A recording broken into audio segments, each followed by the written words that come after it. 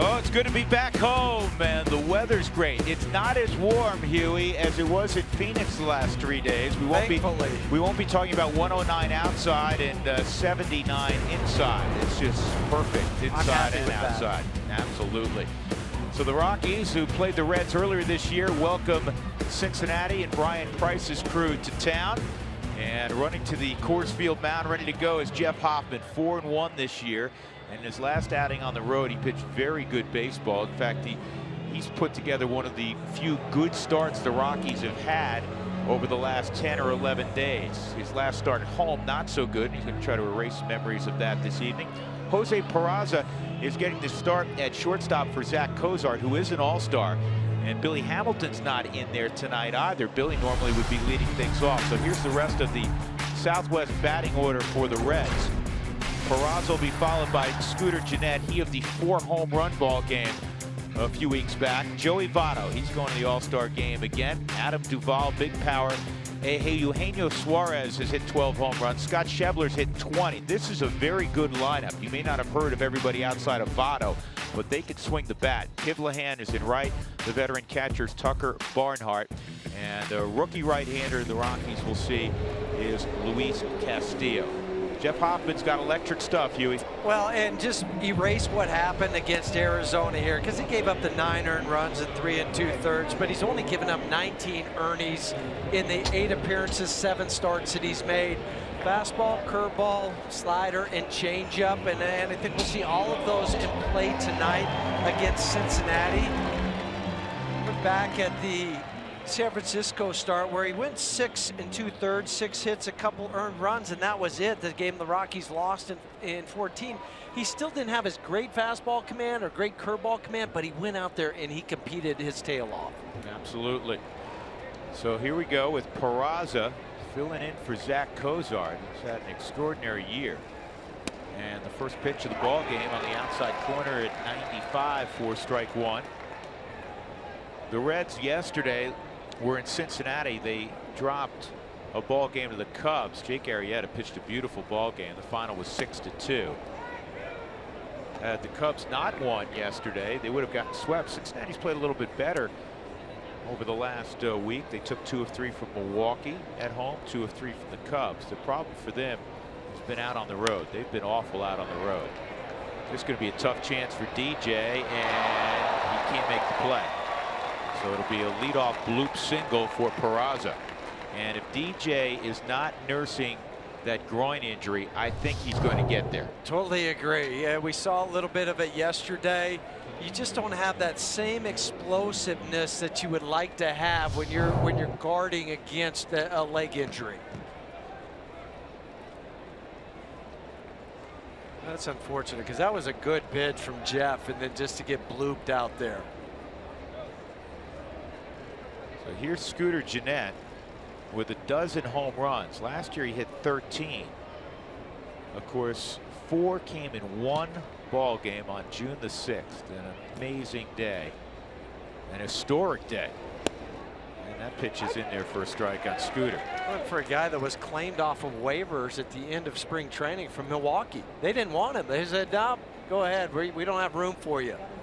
That was kind of the speculation late last year that with VR playing third, they were going to move Jonathan VR to second, and Scooter Gennett would be the odd man out. He's a big league player, but he had run out of time in Milwaukee.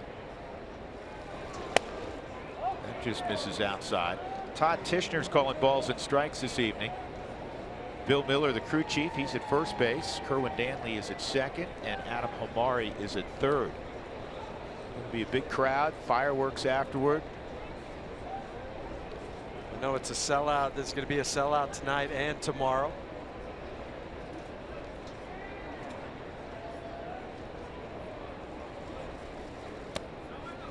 And that skips up there. Tony Walters doing the catching. 2-1. The Rockies fell yesterday 4-3 in the bottom of the 9th to Arizona after rallying against Fernando Rodney. 3 straight hits. Charlie tying it up.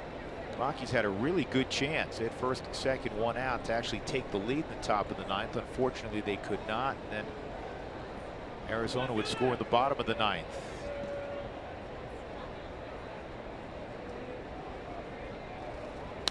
And this is grounded through the right side, a base hit. Going first to third is Peraza, and immediately the Rockies are in a difficult spot. First you get the bloop, and then you get the ball by Scooter. That's hit past the diving Mark Reynolds. Mark comes off his 2 steps. And unfortunately has it go underneath his glove. Now you're in a sticky situation with Joey Votto coming to the plate. Joey hitting .317, reigning National League Player of the Week. Now you're into limit the damage mode already. Yes.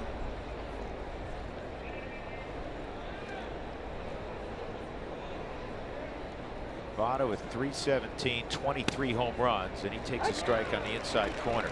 He is a left-handed version for me of Paul Goldschmidt. He's patient. He does not expand. You know, he's got plenty of pop. And if you don't throw him a strike, he'll take off the batting gloves, head to first. He's also hitting .340 with runners in scoring position.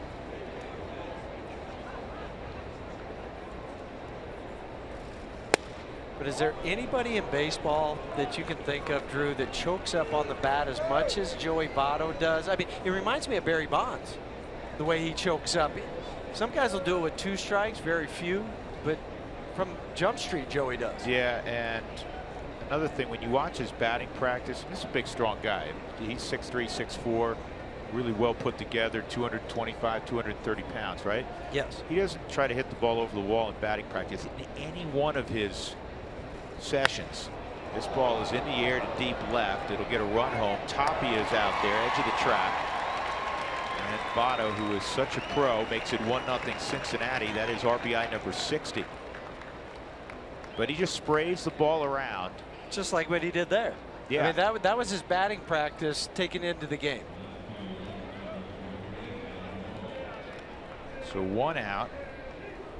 Jeanette at first, and that'll bring up Adam Duvall. He was an all-star last year.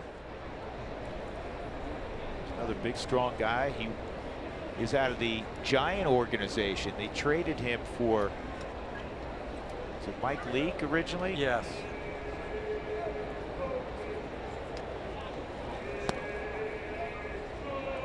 This lineup is tailored for their ballpark, Great American Ballpark.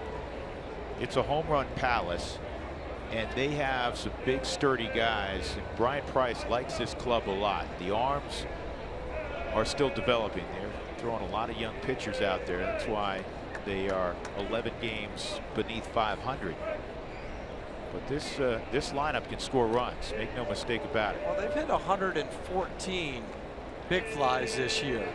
So they're on pace to break the record that the club set back in 2005 when they hit 222. And Duvall has 9 hits career-wise against the Rockies, and 4 have been home runs. See if Hoffman can get a ground ball here, get off the field.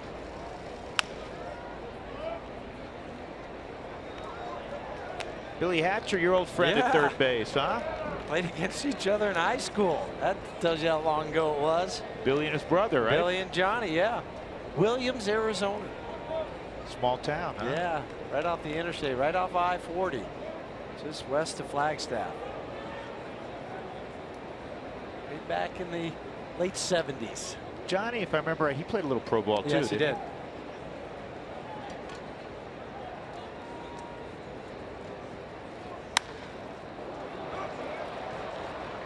Cargo back in right field. Good to see him out there. He's going to have this one, 2 outs.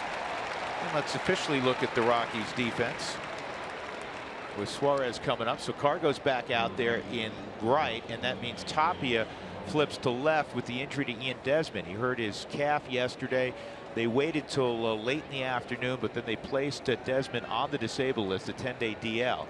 So Tapia, who's been playing a lot in the absence of Cargo, is probably going to play a lot in the absence of Desmond.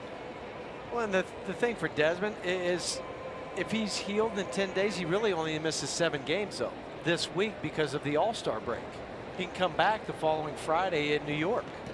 And I know Ian was really frustrated. This is to Nolan.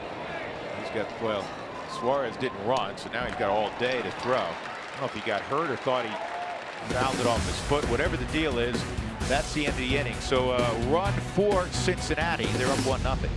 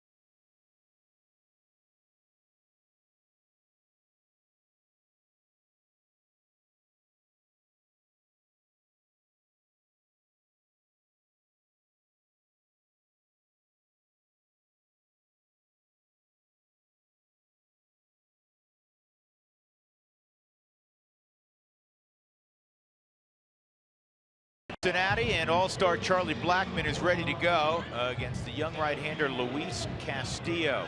Here's the Southwest batting order for Buddy Black as the Rockies return to Coors Field. All-star DJ LeMahieu will bat second. All-star Nolan Arenado will bat third. That has a nice ring to it. Potential all-star Mark Reynolds will bat fourth. Former all-star Carlos Gonzalez will bat fifth. Future all-star Raimel Tapia will bat sixth. All right, we're having fun with this. Trevor Story, he's got all-star ability. Tony Walters and Jeff Hoffman. There's Mark in final vote. And Luis Castillo making just his third big league start, but so far they like what they've seen from this young man. Well, 10 2/3 innings, 10 hits, 4 earned runs, 14 strikeouts. Does have a little bit of a high whip for Castillo. 24-year-old out of the Dominican Republic. He's a hard thrower. Will average 98. Yeah, that's not a misprint. His changeup is his out pitch. That's the one that is above average right now. Talked to Tucker Barnhart, who's catching him, about Castillo, and he said, you know, he has a really nice demeanor, which I think catchers, pitching coaches, managers always look for that with a young pitcher, not overwhelmed by their surroundings. He said that's been impressive. He said his slider is still in the development stages. And Huey, you mentioned it. He has walked 8 in a little more than 10 innings, and now he falls behind 3-0. And I think with this ball club and some of the veteran guys that they have in the lineup, they're going to early on, especially, make him throw strikes. They're not going to expand. This is where DJ is, or excuse me, Charlie is so clutch right now, is just making this pitcher, somebody that you've never seen before, throw it to him. Charlie fouls that off. It's 3-2. Castillo was called up right from Double-A Pensacola. He was 6-8 in Pensacola. Actually 4-4, I should say. The club in his 14 starts was 6-8. He was 4-4, but he had a 2.58 ERA. The league was hitting just 2.33 against him.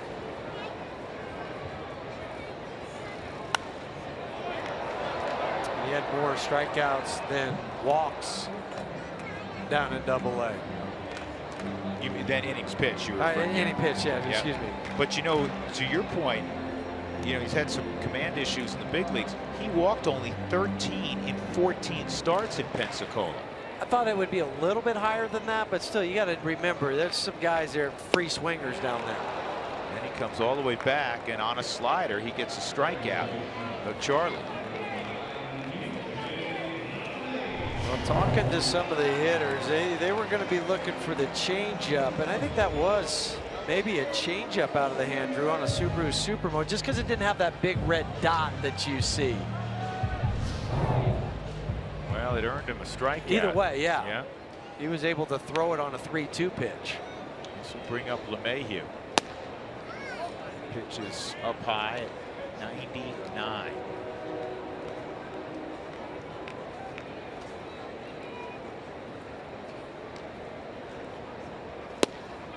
It's off the plate.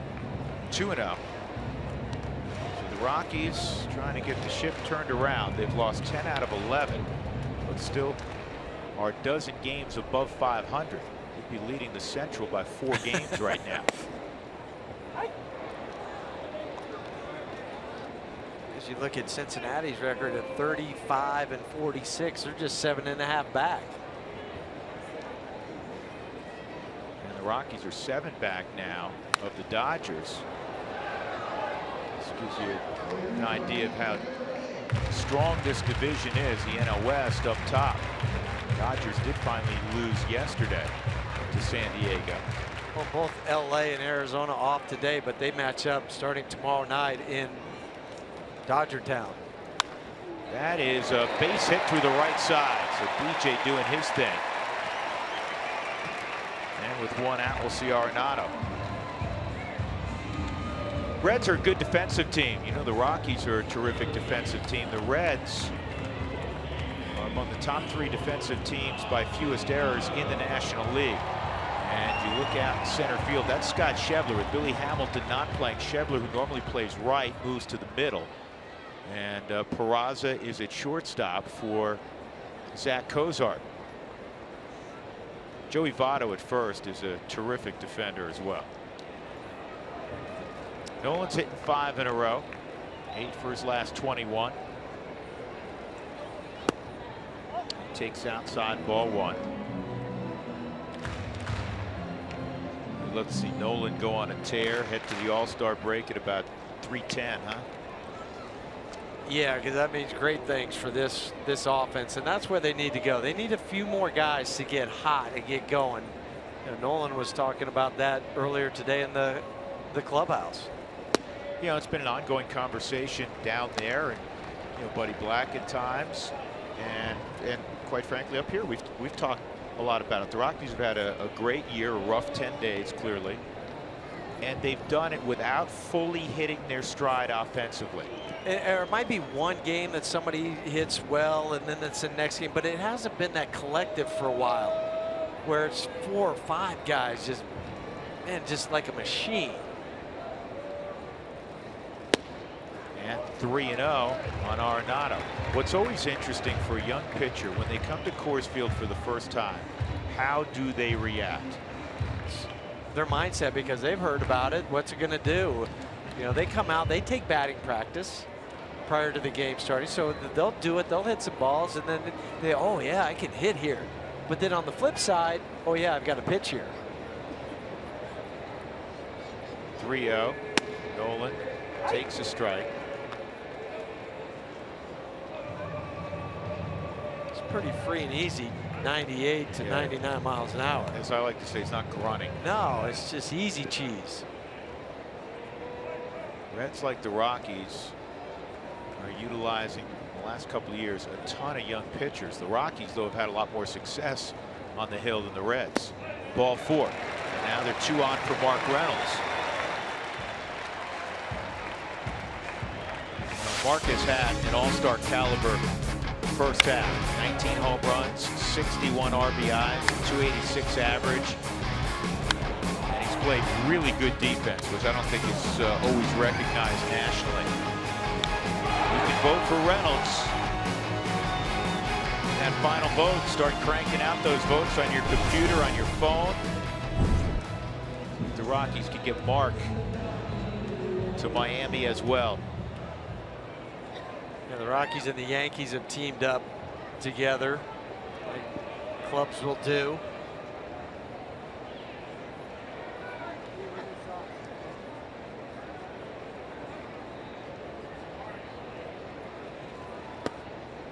And Mark, geared up for the fastball, gets a slider for a strike.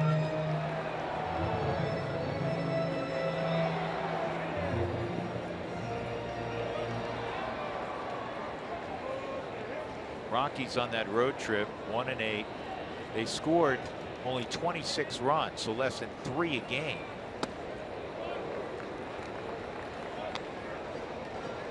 That's got to turn around. Yeah.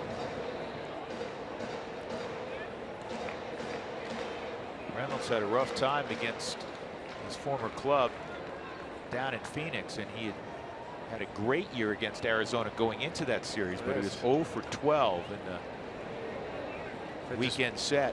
Just the 1 RBI. This is a fair ball, only 1 play, and that's to first. So Reynolds is out, 1-3, and that'll bring up Cargo in his return to the lineup. He's been on the 10-day DL with a slight right shoulder strain. It's good to see Cargo back in the lineup. He looked healthy, looked fine during batting practice, but this is one of those guys that needs to get going now. And he'd be the first one to say absolutely. Yeah, but they need him. They need to have that other presence. And he's done it for so long in his career. He's been that guy.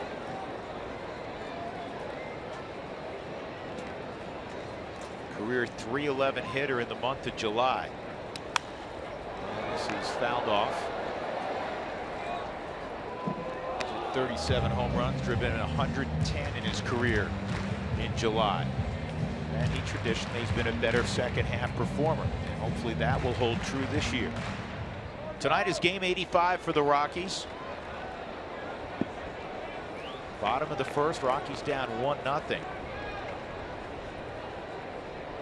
2 in scoring position.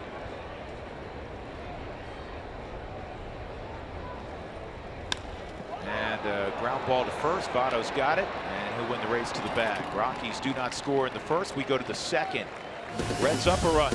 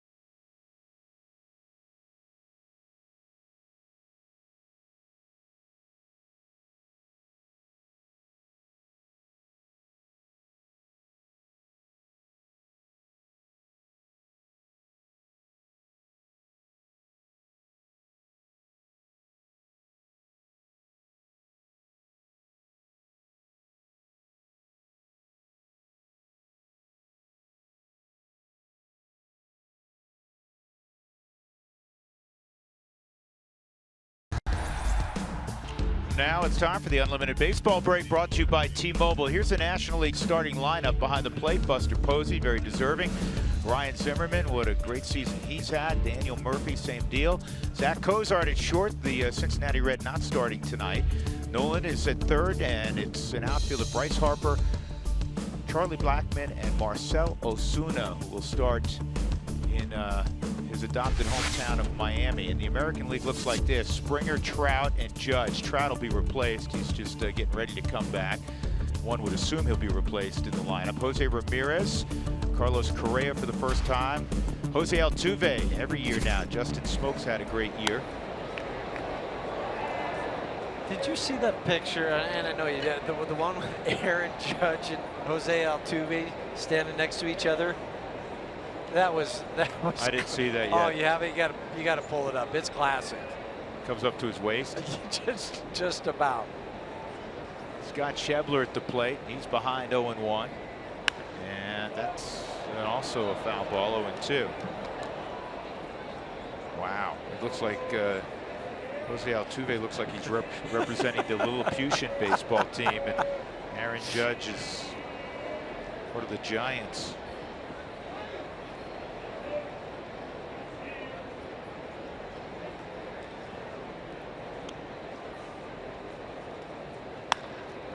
This ball's well hit to center field, really well hit. And it'll dive, fortunately, right near the track in the glove of Blackman.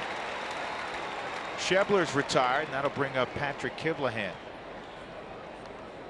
Tony's going out there to tell him, I wanted that pitch up, but you need to get it up just a skosh more.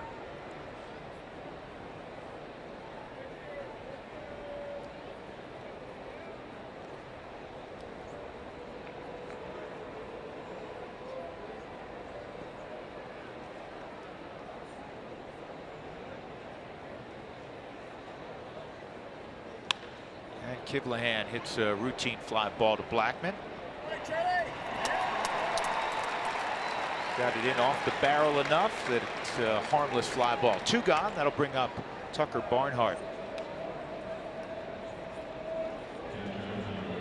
I said after that first inning in our commercial break, I thought that was a really nice job of pitching by Jeff Hoffman in that first inning. When he gave up a couple, you know, the bloop and the seeing eye base hit, first and third, nobody out, and you only give up 1 run. Yeah, he did a nice job. And I think as a pitcher, you realize, okay, it's not like I'm getting barreled right here. If those were scorching balls all over the ballpark, then it would be, I think, a little alarm bells going off.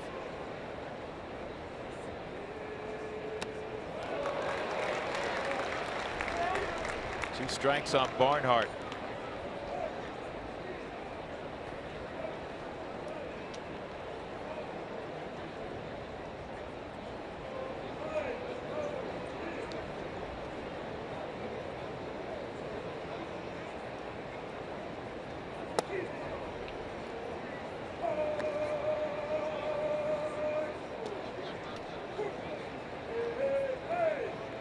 Reds have, with the Padres, the fewest road wins in baseball. And that just missed. 2-2. They had a stretch. Brian Price was talking about this earlier, where it was a real struggle. They lost 14 out of 16 before going home and taking series against Milwaukee and Chicago. Yeah, they're just 12 and 26 out on the road this year. 3-2. Make a pitch here if you're Hoffman, and then next inning you can start out with the pitcher.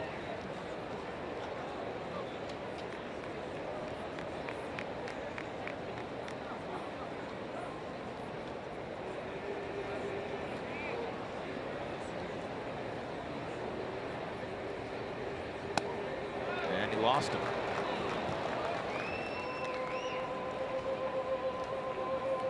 So Barnhart does his job. He turns the lineup over for the Reds, and that'll bring up Luis Castillo.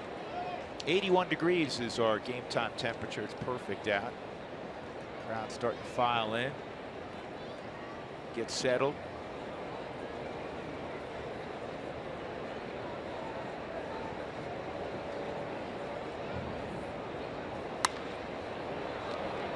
Castillo hits this ball to right. Cargo puts out his glove for LeMahieu. He's got it. And we'll go to the bottom of the second with Cincinnati ahead 1-0.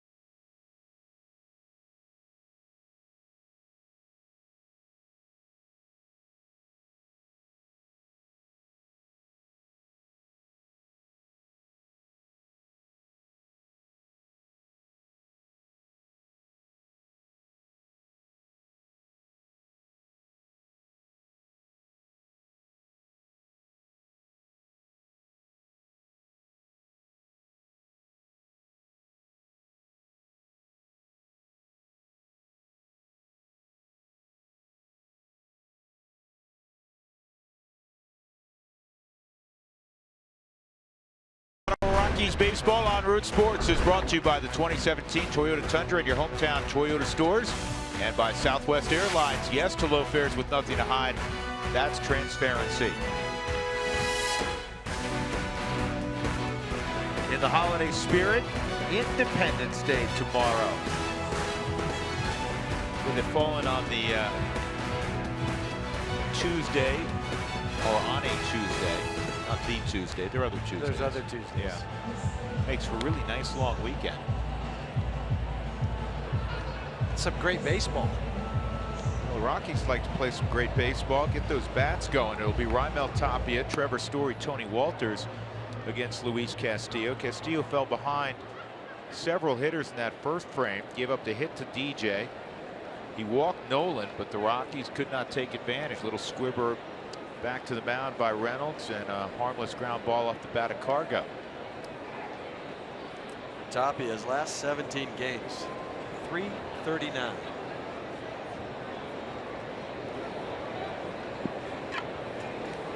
Yeah, he has been very impressive. Do a lot of things. Good healthy swing there.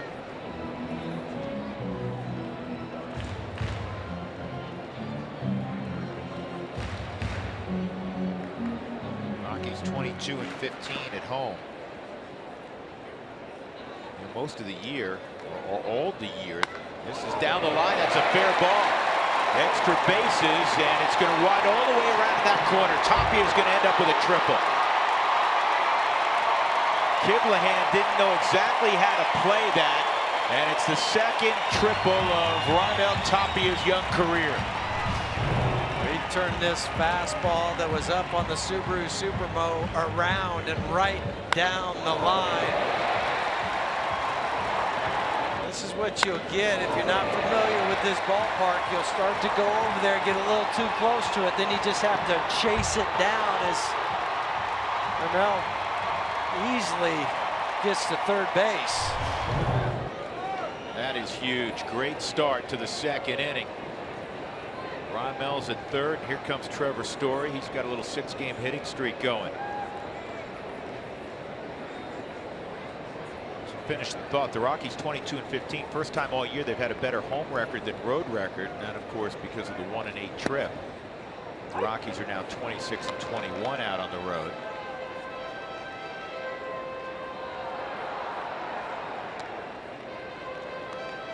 This is a really big at bat because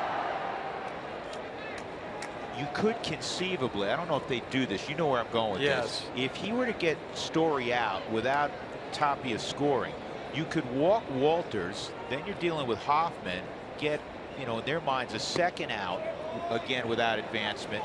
And then it would come down to Charlie Blackmon coming through with 2 outs. And for Brian Price, he might do that with a young pitcher out on the hill. If it was more of a veteran pitcher, he could say, well, you could work your way around it. Yeah, Homer Bailey tomorrow, he may say, okay, Homer, you know, we're not going to play it that way. But that's why this is a real key at bat. Story's got to get it in play, get that run home. 1-2. I think for Trevor, too, you really eliminate the slider. It's not a great pitch for Castillo. He doesn't like throwing the changeup as much to right-handers as he does to lefties.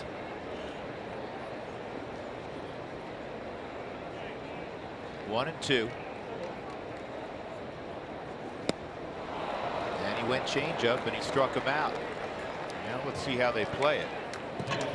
He's down in the Subaru strike zone. And 4 fingers are up already. I think I saw him. Or is he shading outfield? Yeah, I was with you. I was looking. They're going to pitch to him. They're going to bring the infield in, though, at least halfway. They have to bring it in farther than that because Tapia can fly. Now they're going to come all the way in.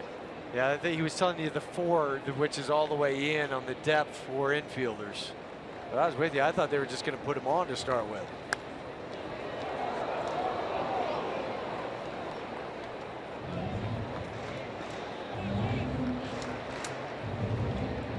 Situation, you're just looking for a productive out. Hitters work on this every day in BP. Get him over, and then get him in. And two kinds of get him in. Yeah, get him in with the infield back, where you can stay in the middle of the field and the ground ball will get him in. Get him in when the infield's in. You got to hit a fly ball, and this should get the job done. Well, we'll see. Diving catch. He never tagged. I guess Tapia figured that if Duvall catches it, he's going to have a play, but because he had to go, he had to go to his knees. That's a mistake. You're going to score either way. Right, that's what I'm saying. It doesn't matter. Now, if it's just a blooper over the infield, that's a different story. But when you start to see that outfielder come in, you've got to tag up because he drops to his knees. You've got good speed. Come back and tag.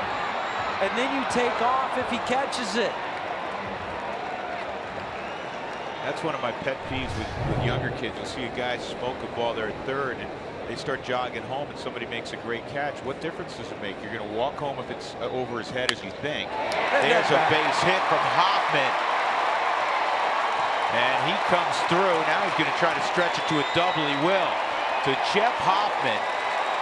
With everybody failing in front of him, he says, I'll take care of it. And the Rockies are tied to score. He just bailed out Raimel Tapia big time.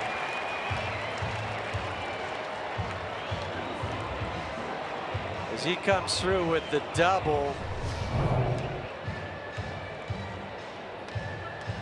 Slicer inside out, taking it to right field. He doesn't slow down going around.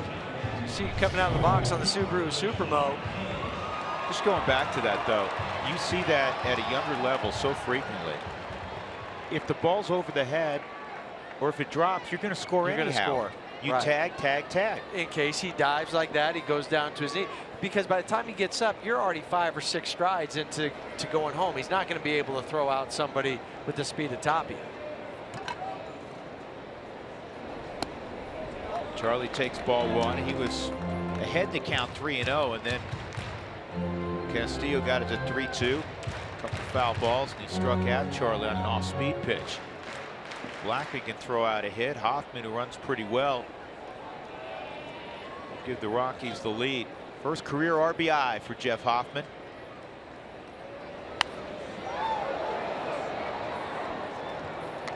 Well, he also broke up a streak that Castillo had where hitters were 0 for 12 with runners in scoring position before that hit.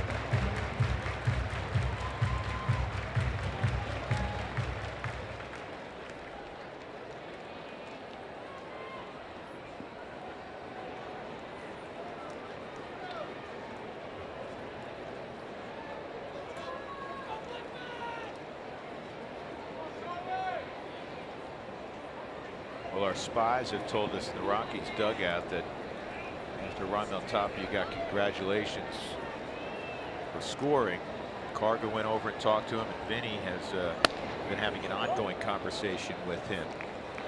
And that's what you need to have happen, because you know sometimes the coaches got other things going on. You got the base coaches doing their thing, manager, bench coach, but leave it up to the veteran players sometimes to go ahead and police and coach up. 2-1 on Charlie. And a strike on the outer edge. Good pitch on the Subaru strike zone. 2-2. Blackman 4 for 14 in the Arizona series. Like virtually everybody else, didn't have a huge road trip. 8 for 40.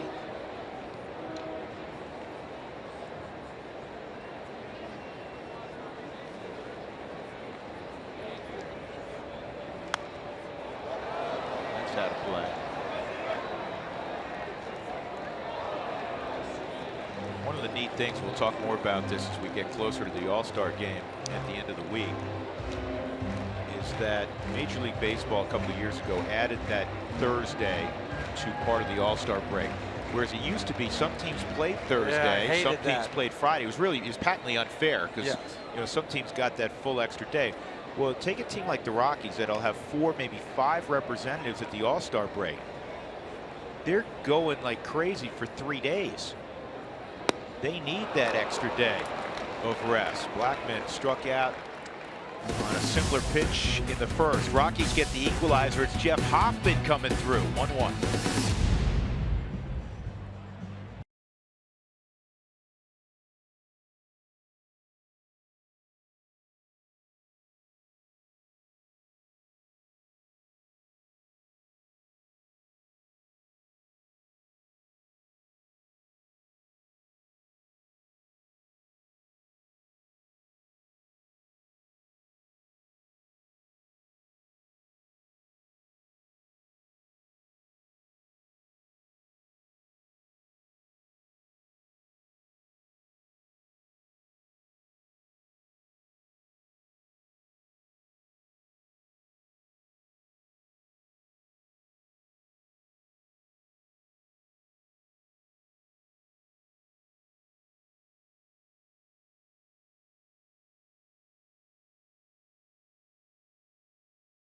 chaos. I think this time I'm gonna try to enjoy myself, but also try and sneak in a little bit of a vacation. You making Miami plans with Chuck? Yeah, we're working on that off day. Yeah, we'll see. He's got some crazy ideas about it, and I'm just like, whoa. If I want to make plans with DJ, I got to call his wife. That's how that works. He's a busy guy.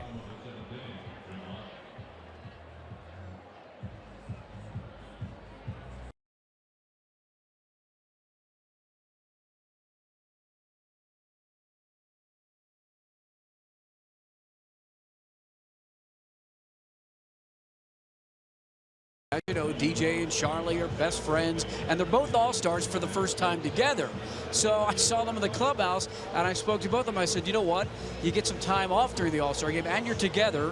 What's going on? First one was chaos. I think this time I'm going to try to enjoy myself, but also try and sneak in a little bit of a vacation. You making Miami plans with Chuck? Yeah, we're working on that off day. Yeah, we'll see. He's got some crazy ideas about it, and I'm just like, whoa. If I want to make plans with DJ, I got to call his wife. That's how that works. He's a busy guy. And guys, I'm standing here where the wives usually sit, and I don't see Jordan here. So I would ask her what the plans are or how busy DJ is for the All-Star break, but she's not here. Oh, she just sat down. I don't know if I can get her over here. Yeah. Jordan! Let me walk over there.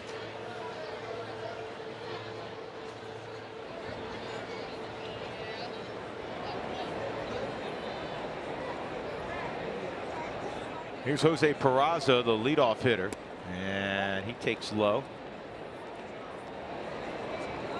Rockies won and the Reds won. They'll have fun together. What a neat opportunity.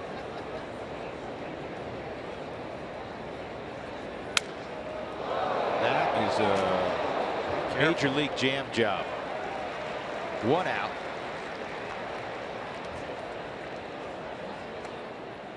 Hopefully everybody's okay with that barrel flying over into the camera well.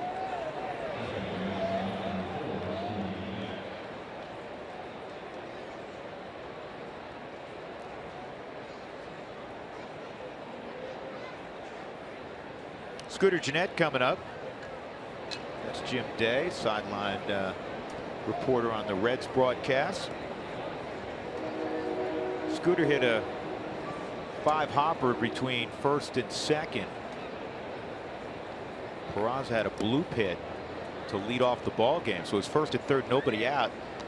And then Jeff Hoffman gave up the sac fly to Joey Votto. Joey Votto hit the ball well. Deep fly ball, deep line drive. Better description of it to left. That was really the only ball that's been hit hard. And then Hoffman got the next two hitters. That showed me something too, Jeff. I know it showed you something in that, because the last memory for Hoffman at Coors Field, not a good one. 9 runs in 3 2/3.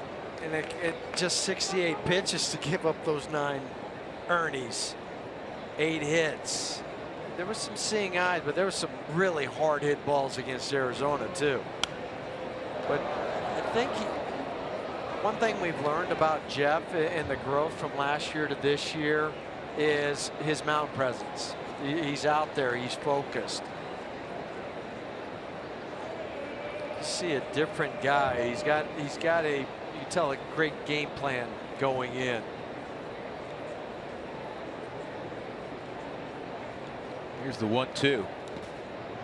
Bounce the curveball, 2-2.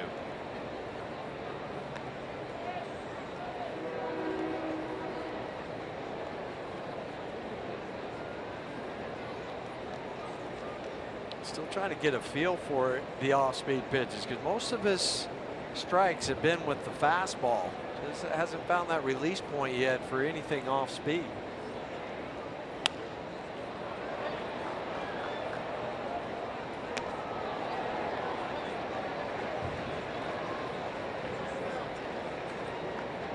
So Scooter Gennett hits 4 home runs in a game. I asked him on the last one, I said, how nervous were you? And he said, you know, I really wasn't. And I said, you hit that line drive over the right field wall. I said, did you think you got it? He goes, yeah. He goes, you know, when you hit the ball hard at Great American, typically it goes out. And well, he had that one, too, to left field that went out. He hit a dog parts of the baseball park that night.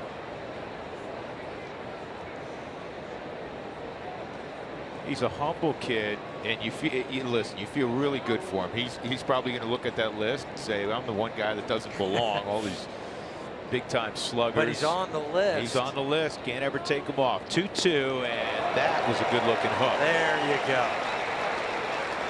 Scooter got tied up like a pretzel there. 2 outs. Yeah. Saw that nice curveball from Jeff at 78. Look at the rotation on the Subaru Supermo, and then the depth on it to finish off Gennett. He was going down to his back knee, got all spun around.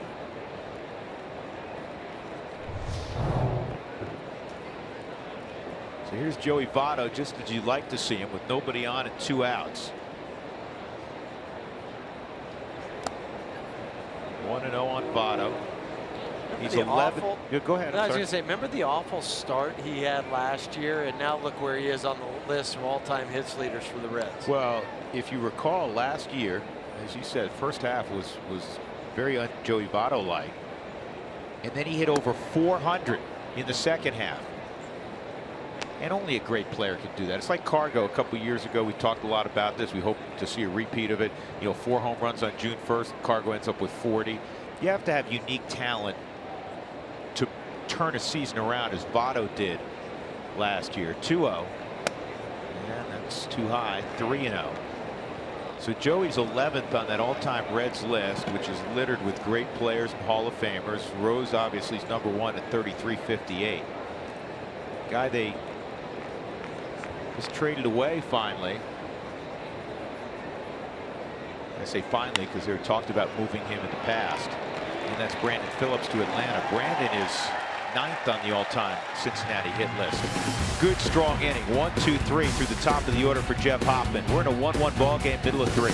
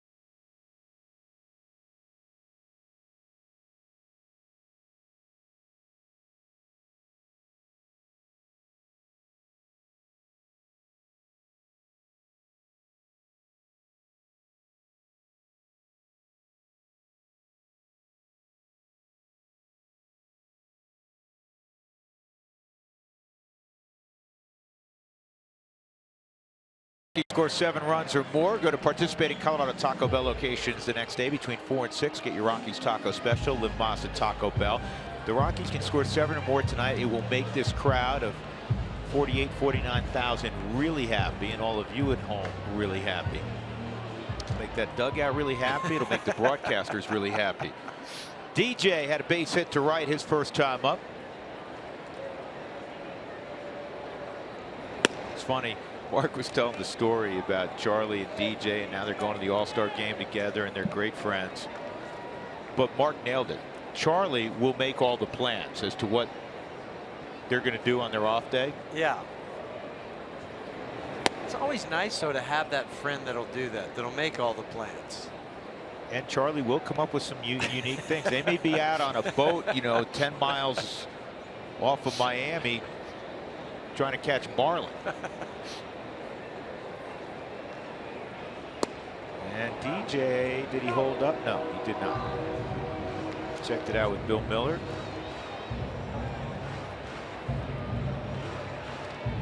I mean, the All-Star Game's a unique experience as it is, but then to go with one of your better friends. Sure.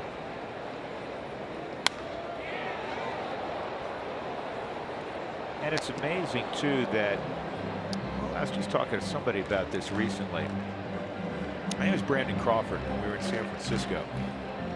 And when you're around, Brandon Crawford's a great player, but when you're around other great players, whether it be an All-Star Game or WBC, of course, Nolan and Crawford got to play next to each other. Here's a 2-2, 3-2. You observe, you want to see what routines other big-time players utilize to get ready, and you may adopt some of those, but you want to watch too. Just because, yeah, you're in their class doesn't mean you can't learn. You're always trying to get that advantage. There's a line drive and another base hit for LeMahieu. That is now 46 opposite field hits for DJ, and he's tied with Ender Inciarte. Well, this is a patented DJ swing on the Subaru Supermo. Joey Votto got caught leaning just ever so slightly towards the line, and they couldn't recover in time. It's amazing. He just shoots the baseball to right field better than anybody in the game. Here's Arenado. Nolan walked his first time up. And that's outside.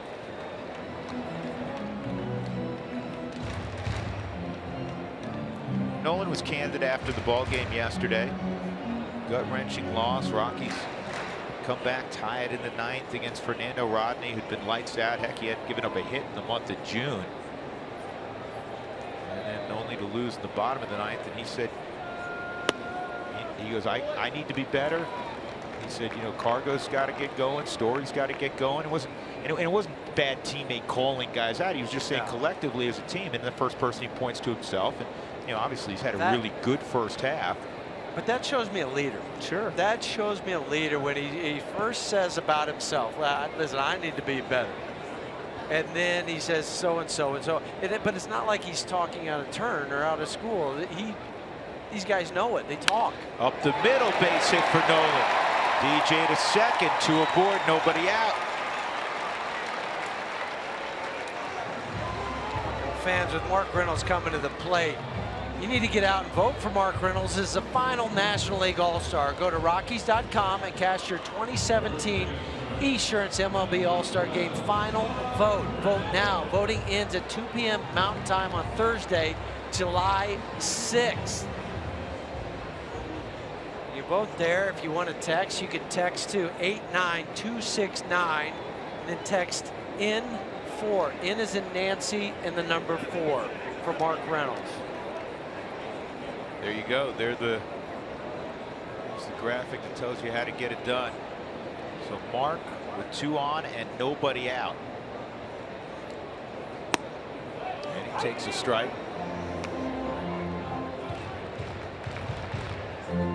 Good.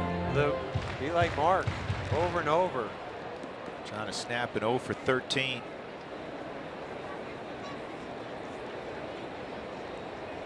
Schebler does not play a deep center field. Kind of surprising.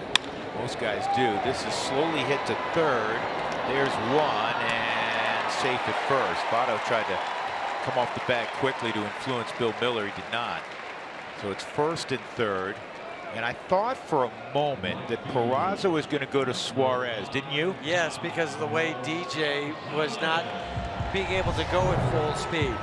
Right now, the ball right here is a shortstop. You're thinking, oh, I could have got him at third base because knowing that it's going to be a tough to turn that one as deep as I had to go into the hole over at shortstop. But the whole way on the Subaru Supermo, Peraza was looking towards second.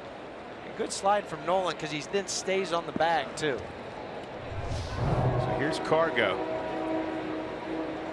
Bounce to Votto his first time. 1 out, first and third. Inside.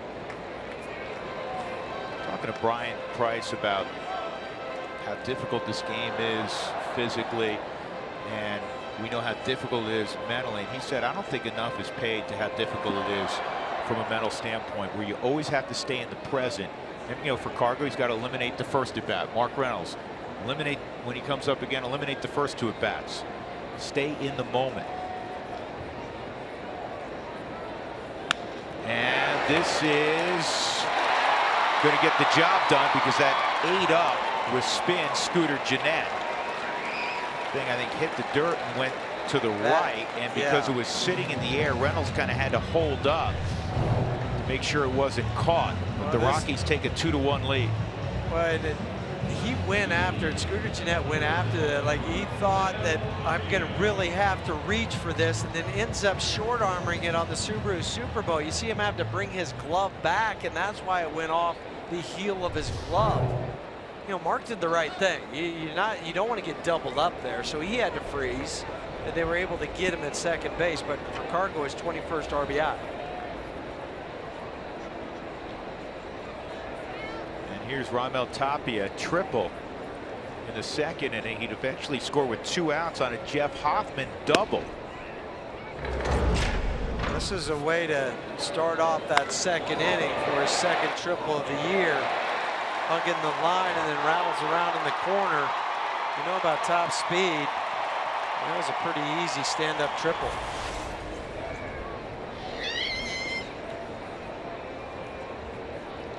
Tapia's in left field tonight. And this ball is slicing away from Duvall, and it is a fair ball, bad break. Cargo would have scored easily, but it hops out of play. And it's a rule book double. Well, Top's halfway to the cycle. Triple and double. This was a spinner. It looked like it was going to stay off the bat fair the whole time, and then it goes off the dirt with that sideways spin, pops up into the stands. Stays with it on the Subaru Supermo. He's just watching the flight of the ball.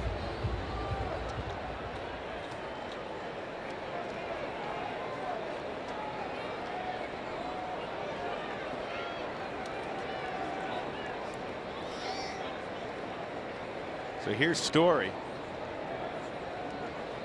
Struck out swinging his first time. Held up 1-0. But to get back to your point from a moment ago, mentally, you're trying to stay in the present.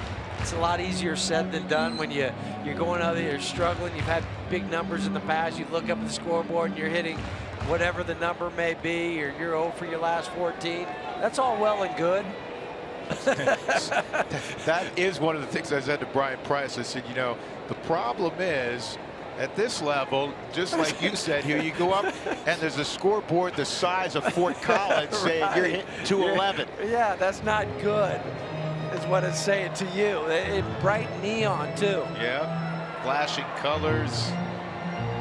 But it seems like when you look up there, you're the only name listed up there. That's it, just you. Mac Jenkins, pitching coach, completes his conversation. It's 1-0 on Story.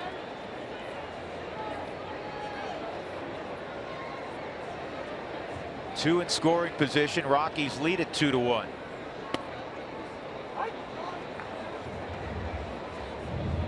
Trevor not too sure about that last pitch.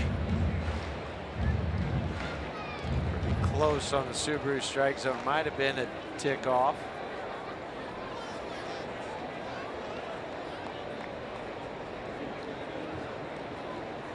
One.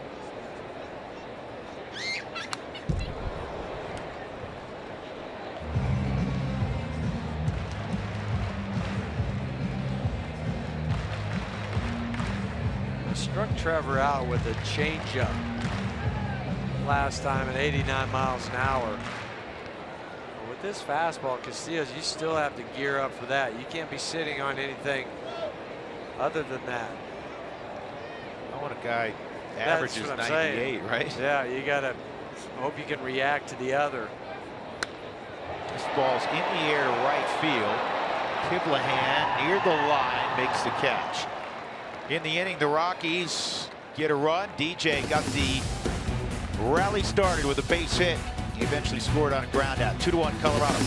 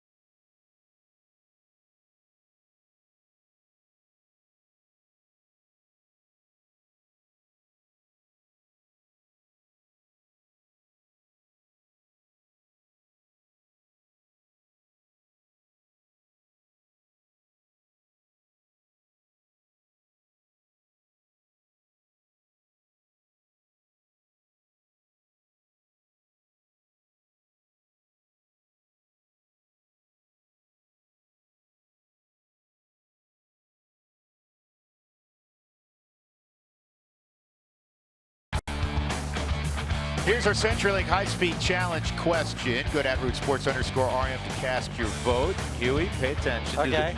Did the fans get the All-Star starting lineups right this year? Yeah.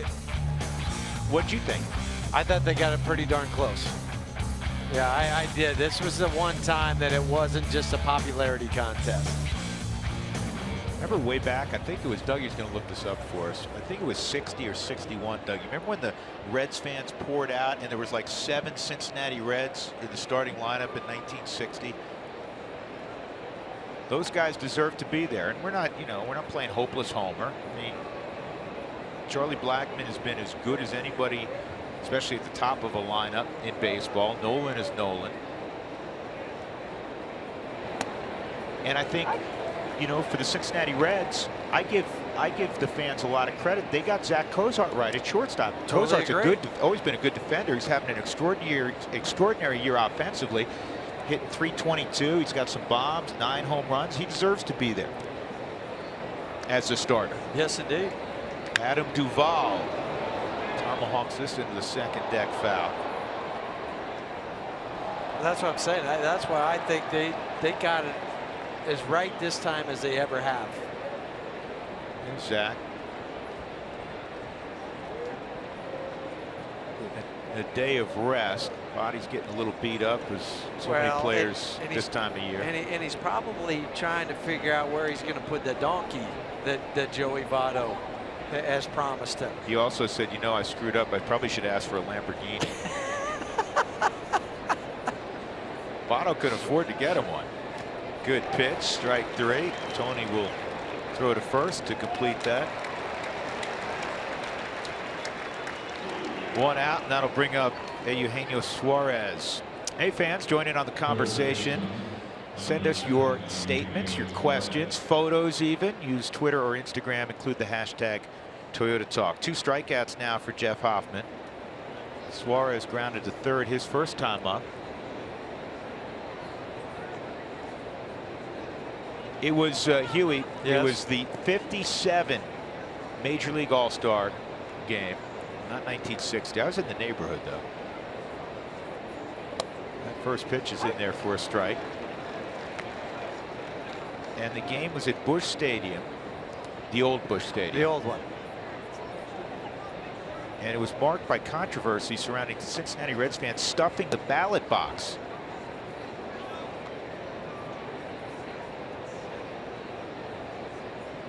Trying to see how many players 7 Reds players were voted to start. Ed Bailey, Johnny Temple, Roy McMillan, Don Hoke, the great Frank Robinson, tells me he deserved to be there. Sure. Gus Bell, and Wally Post.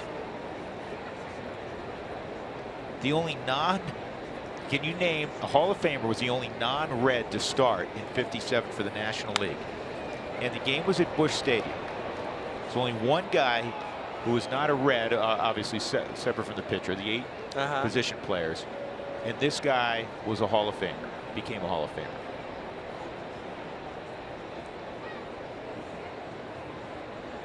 Drawing a blank.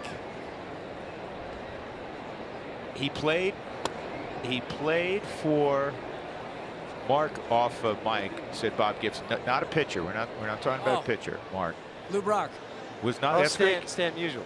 Stan the man. Stan the man. Little early for Brock. Yeah. Yeah.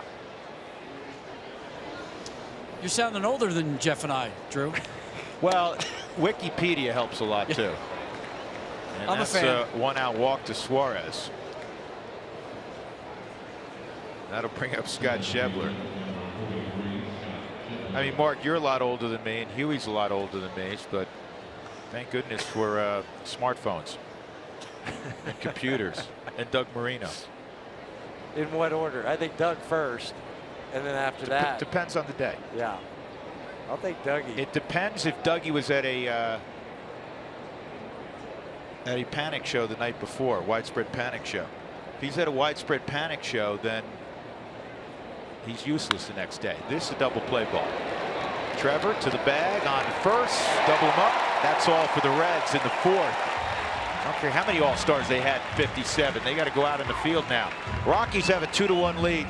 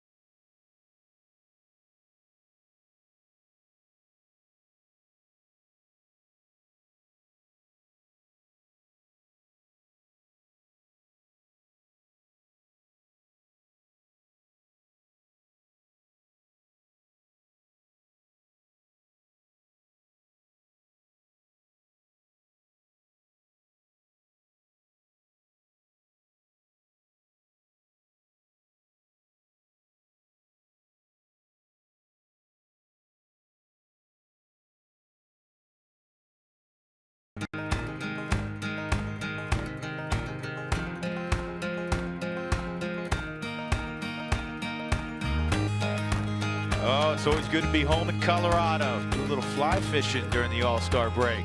It's a possibility. 2-1 Rockies leading as we go to the bottom of the 4th inning. Tony Walters will lead it off with Mark Stout, Jeff Houston. I'm Drew Goodman.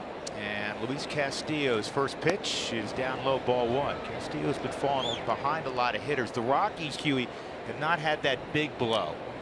No, they keep waiting for it. They've had base runners. They've left 5 on in the first 3 innings. 2 in the first, 1 in the second, a couple last inning.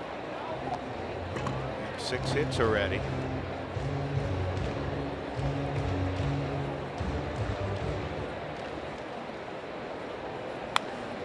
It's wild. There's so much talent now in baseball, so much arm talent. Huey, according to Baseball America, and they do a great job evaluating talent, the top 30 prospects going into this season for the Cincinnati Reds, none of them were named Luis Castillo. That's with that arm? With that arm. Well, somebody got that wrong. That is his 4th strikeout, and that'll bring up Hoffman. Hoffman kind of blitzed him, didn't he, his first time up? He ambushed him on that first pitch.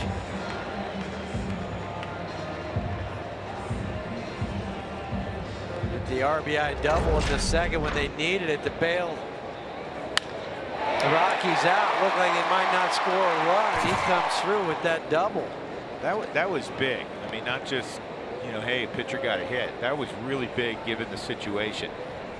Leadoff triple, and as you said, there was a strong likelihood that the Rockies were not going to score there, and Hoffman said, hold on.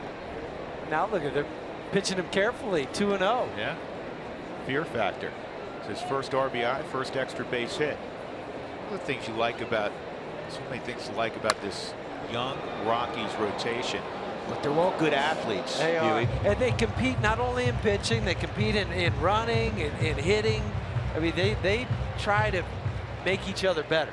And that's what guys do. And I think for these youngsters, we saw it yesterday with Marquez and today with Hoffman. Antonio Senzatella throwing 99 yesterday in a couple innings of work. Boy, didn't he look good? He looked really good.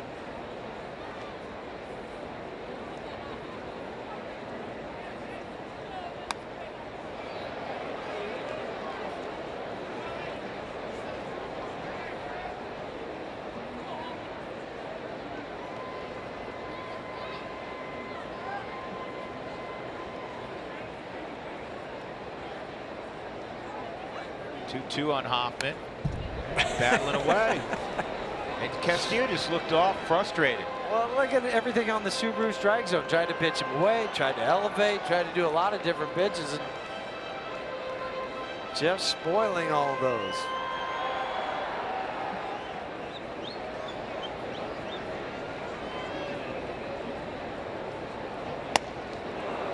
Castillo finally wins the matchup, but it took him a while. 2 outs, and then I'll bring up Charlie Blackmon. And we have some breaking news. Sound like a news organization, right? How about this? It just was announced, literally. Just came across the ticker.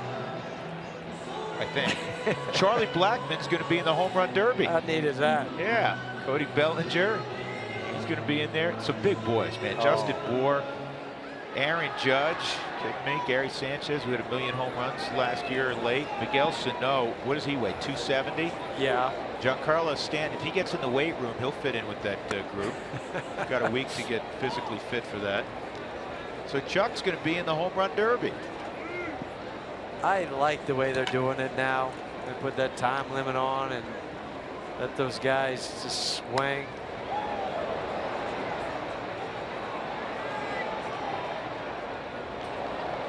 Charlie's going to have his work cut out for him with Sano, with Stanton, and Justin Bour. It looks like they said, we're going to grab all the guys that look like NFL tight ends and we're going to put them in the home run derby. And then you got the rookie Cody Bellinger in there. Well, he deserves to be there. Yes, he does. Oh. Heck, I left Aaron Judge off there. Come on. Charlie's got 17 home runs, second on the club to Mark Reynolds' 19. 2-1 on Charlie. You know, he has 25 leadoff home runs now.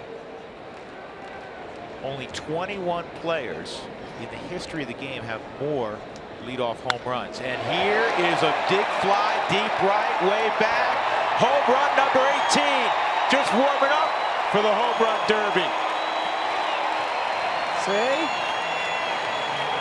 And the Rockies take a 3-1 lead. That'll play with the big boys. It's 198 total bases now for Charlie.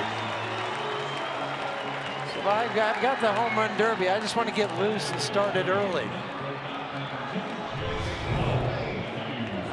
2 out, fastball. Subaru Supermo goes down and lifts it into those stands above the auxiliary scoreboard. But he's got 18 home runs. There's 6.5 games left before the All-Star break. Last year, Charlie hit 29 home runs.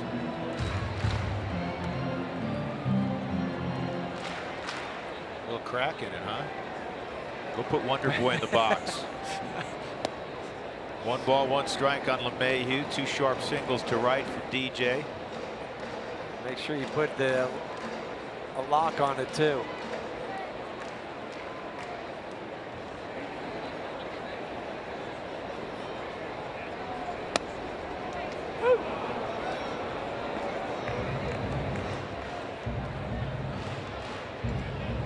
The Rockies with 7 hits already. Yesterday they had 10, but scored only 3 runs in that 4-3 loss in Phoenix. And a called strike 3. That'll end the inning. And a strikeout number 6.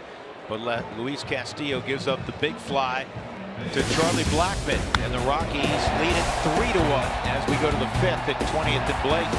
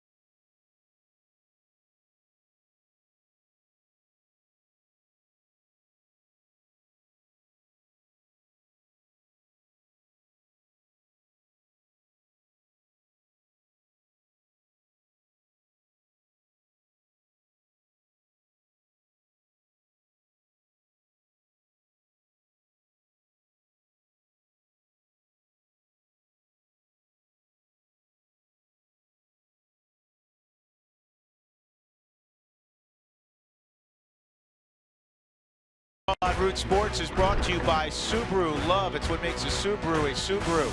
And by Wells Fargo. Wells Fargo customers get your 2-for-1 Rockies club level tickets by visiting wellsfargo.com. Charlie Blackmon, a big fly, and the Rockies have a 3-1 lead. Sun splashed early evening at 20th and Blake. Big sellout crowd. It'll be the bottom third of the order for Cincinnati in the 5th. Patrick Kivlahan, Tucker Barnhart, Luis Castillo. Kivlahan, we told his story when we were in Cincinnati. Kind of reminds me a little bit of Matt Caesar in that he was a 2-sport star in college. Maybe, you know who he reminds me of? Who's that? EY Senior, yeah. because Kivlahan was a football baseball player at Rutgers. And of course, our good buddy Eric Young, Senior, was a football baseball star at Rutgers also. Not at the same time, though. No. A few years separated the two. 2-0 on Kivlahan. And that's fouled off. Kivlahan was a DB there for 4 years. Played 3 bowl games. That's when Rutgers had it going. That's when Cheyenne was there, I think. He played the 2009 St. Petersburg Bowl. And I'm looking at Dikey now and I'm laughing. That's fouled back. Because you and I did a St. Petersburg Bowl, not in 09. What year was it, 14 or no, 15? Marshall and UConn. Marshall and UConn. Remember that here? Because you were watching that. Yeah. Watching. Just texting you during the game. Yeah, Kyle's Huskies. Can I tell you something? a lousy game. It was bad. Terrible game. It was like 14-12 or something. Yeah, I don't even remember. Yeah, 3 or 4 field goals. Strike 3, nope, just outside. Tony thought he had him. It was Just off the plate. Off the plate on the Subaru strike zone.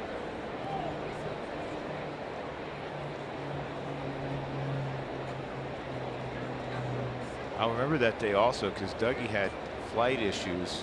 Showed up. That's a walk in the early in the second quarter, all disheveled. There's notes under his arm, papers falling everywhere. Oh, Dougie. So that'll bring up Tucker Barnhart. Rockies up 3-1. So the Cowboy just texted us a little while ago. So we were talking about the Reds in 57. They loaded up the ballot box, and we should point out, and I had read this somewhere, and I appreciate Tracy pointing this out again to us, that the commissioner stepped forward and voided Bell and Post being starters, and guess who he put in their place? Who's that? 2 guys named Mays and Aaron. That was the right decision by the commish. Right. That is acting in the best interest of baseball. With all due respect to Bell and Post. 0-1 on Barnhart. And this ball's well hit. Can Charlie get there? Yep. Great break on that ball by Charlie. Well, the first 10,000 fans next Sunday will receive a military appreciation barbecue apron courtesy of the Colorado Beef Council.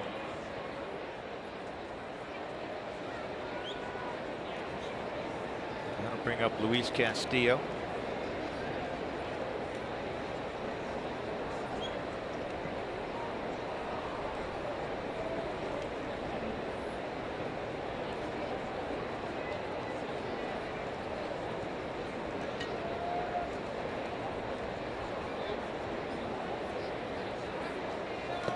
Castillo pulls the bat back. It's 1-0. Hey Huey, we got a buddy of yours and a new buddy for both of us. We just got to meet Braxton Morrell a little while ago, and he is a huge Rockies fan, big time Rockies fan. We're going to show Braxton here in a moment. But you know where he's from? Douglas, Wyoming. Yeah, he's Brayton. I call him Braxton. Brayton. He's from Douglas, Wyoming. Yeah, about 4 hours up the road. Right.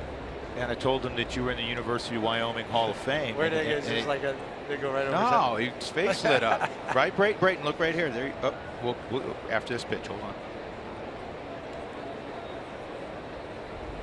1-1 on Castillo. He gets the bunt down. Nolan grabs it to second. He gets the out on the first.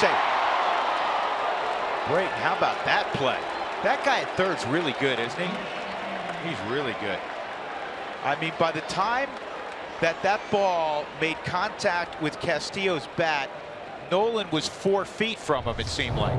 Look where he starts, and he's going to end up right over into this area right here when he fields the baseball. But then he'll end up all the way over at first base. Are you kidding me, folks? He goes that far to make the play, throwing back across his body. And he almost was at first to get the relay throw coming back. Watch this. He's right there, so he's on the bag at second on the Subaru Supermo. But watch Nolan. He just is a step outside of that shadow there from DJ covering over at first. That's why he wears gold. It's a huge play with Peraza up, and he takes a breaking ball for a strike. You keep a runner out of scoring position. You're talking, it's a tight ball game. It's not 10-2. And you also have the pitcher now running at first base, yeah, instead of the position player. That's just a phenomenal play.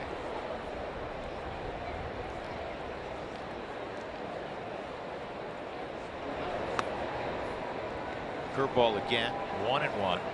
That is worthy of a third and fourth look. Look at Nolan. There he is. I'm right here just in case you need me.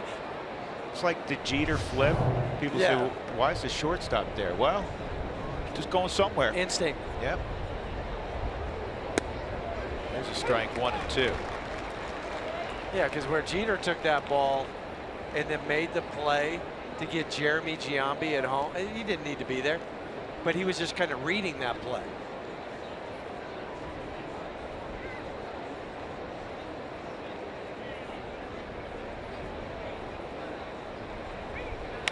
And a ground ball to Trevor Story.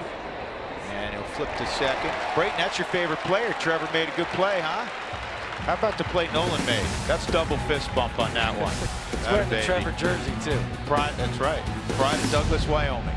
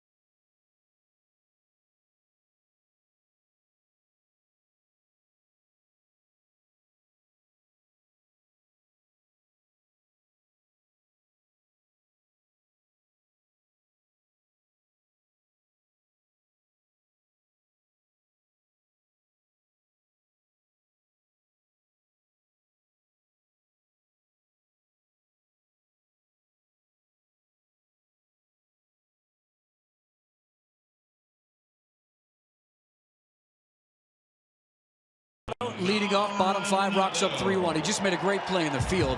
He's always thinking baseball. I asked him today about Greg Holland being an all-star with him, and he kind of brought it back to himself. Listen to what he said about Holland closing games out. I was telling somebody, like, sometimes I'll, like, in the years past, I'd be like 1 for 3, you know, and then, like, we go into extras. I'm like, oh, I'll get my 4th at bat, man. You know, I don't want my 4th at bat. You know, you always get that little paranoia. You know, it's funny when Holland's in the game, you know that he's going to shut it down. You're like, all right, I got a good day today. So it feels good having Holland on our team. He closes the door all the time, and, you know, he's just an amazing guy, man. He really competes. And Huey, it feels good to go 1 for 3, right? And not have to get another AB. Always. Yeah. And when you win, get the win, too. right? Yeah, you get the win. Save. Isn't that funny? I think at every level, guys think, you know what, I'm doing all right. I'm 1 for 3. I'm good with this. We win. I'm 1 for 3. Right. Hit 333 is a lot better than 250, right? You know, the Rockies have had traffic every inning. They had a big fly last inning in the 4th from Charlie Blackmon, his 18th. They're up 3-1 against Luis Castillo as they bat in the 5th. And he went around. That's 0-1.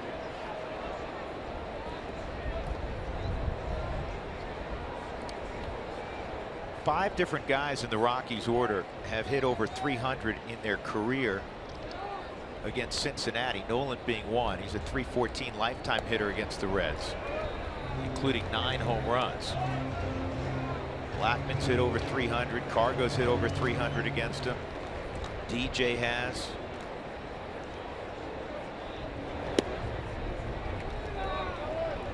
And this Red staff, it's one of the contrasts. The Rockies have made 51, now 52 starts with rookie pitchers. And of rookie pitchers collectively, they have the 2nd lowest ERA in baseball. The Reds have used a lot of young pitchers, but they have an ERA over 5. This is going to be a long run and a great effort out there by the former football player at Rutgers, Kiblahan. Yeah, I don't think he's concerned about his body after playing football for 4 years. Yeah, probably not. Yeah, that's not it. The wind's picked up just momentarily. Now it's died back down, but there was a little gust of wind that kept blowing that ball towards the right field line. But you were mentioning the Reds' ERA, Drew, 5.24. They're on pace for the second worst in franchise history. And they've been playing baseball for 136 plus years.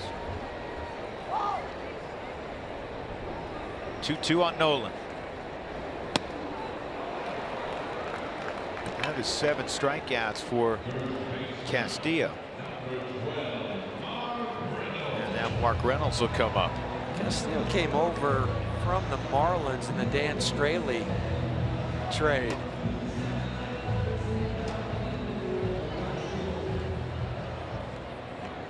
And again, 89269 and 4 to that number. And you can vote up to 35 times via text to get Mark into that All-Star game in the final 5 vote. And I know the Rockies are partnering with the New York Yankees to get Didi Gregorius in. So once you get done with that, you go over and vote. Same text, the same number, but then it's A as in apple 3 for Didi. Yeah, he's been part of the Yankees turnaround this year.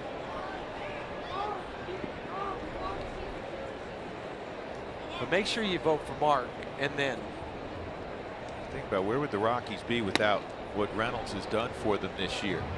Well, they wouldn't be sitting 12 games over 500 right now. Nope.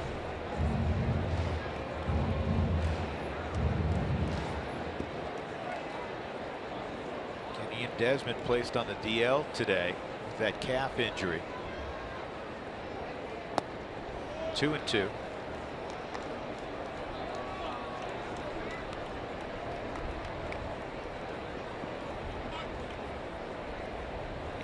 Pitches in for Castillo.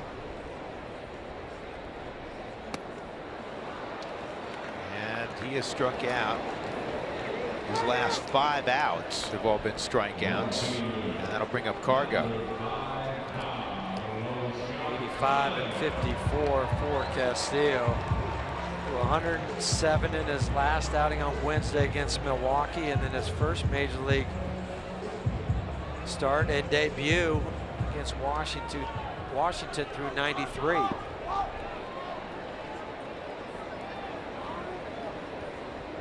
Cargo an RBI ground out his last time up, 0 for 2.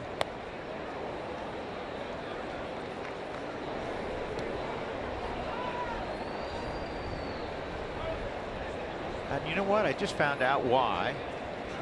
I thought he had been flipped over to the Red side of things. He was the number 2 prospect for Miami, so he was with that arm. He wasn't lost by Baseball America's scouting report. He was just listed under Miami's. Well, he was the Marlins 2016 minor league pitcher of the year.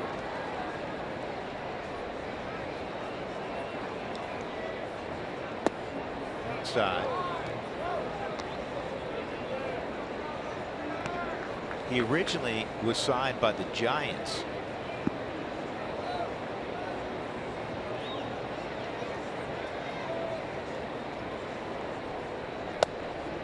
Two and 2 on Carlos.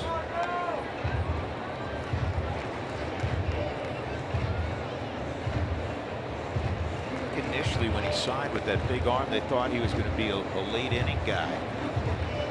But he's improved some of his secondary stuff, and it still needs polishing. That's why he's been moved back into a rotation spot. 2-2. And a ground ball to the right side. And it's going to be a 1-2-3 inning for Castillo in the 5th. The Rockies, as we go to inning number 6, have a 3-1 lead behind Jeff Hoffman.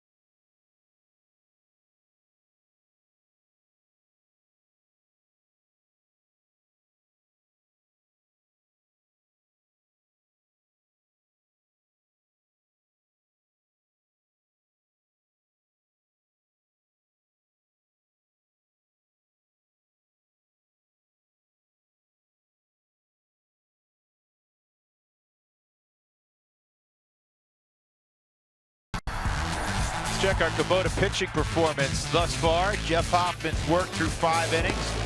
He's allowed a run on just 2 hits. Gotta like that. Have to stay sharp. Close ball game, 3-1 as we go to the 6th.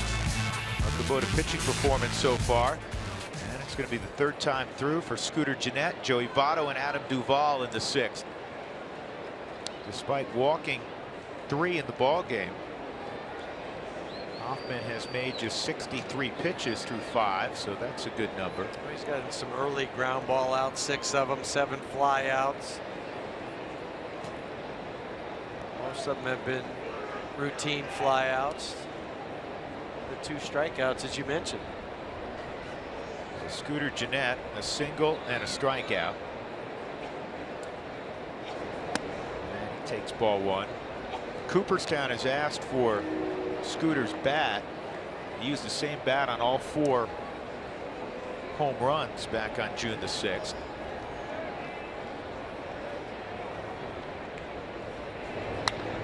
And uh-oh, he may have hit another one right there. Yep, it's long gone. Second deck for Scooter Gennett. He's not big, but he's powerful.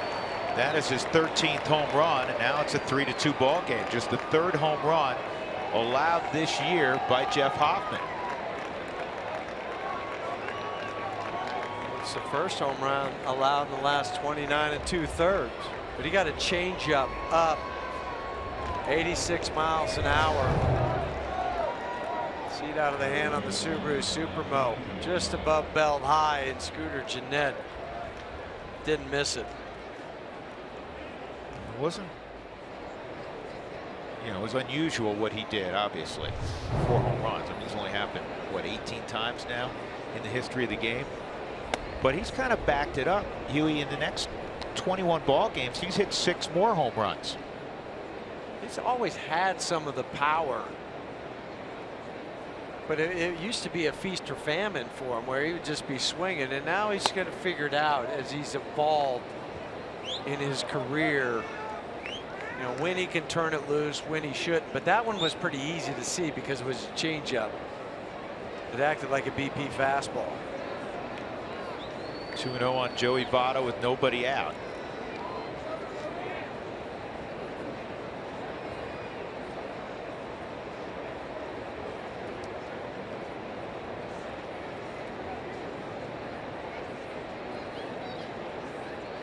Scooter broke in 2013, 6 home runs, and then 9 home runs in 2014, 6 again in 15, and then last year he had 14. And now 13. Yeah, he's obviously going to blow that away.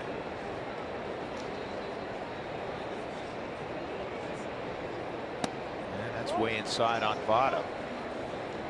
Votto last year, we were talking about that extraordinary second half he had. He had 408. Which is one of the highest post All-Star break averages ever. 3-0. And he swings 3-0, and he hits it a long way to center. Charlie hoping for a play. He doesn't have one. We have a tie ball game. Joey Votto with his 24th. He hits it out on a 3-0 pitch. Well, he swung 3-0 in the 3rd inning and grounded out. So you knew he was going to get the green light again, and this time. What did we say about this Reds team coming in? They hit a lot of home runs. They hit a lot of home runs. It is a formidable lineup. They don't have a good record. They've struggled on the hill, but they can hit the ball out of the ballpark, foul pole to foul pole. And that is a classic Votto swing. 116 home runs now as a club.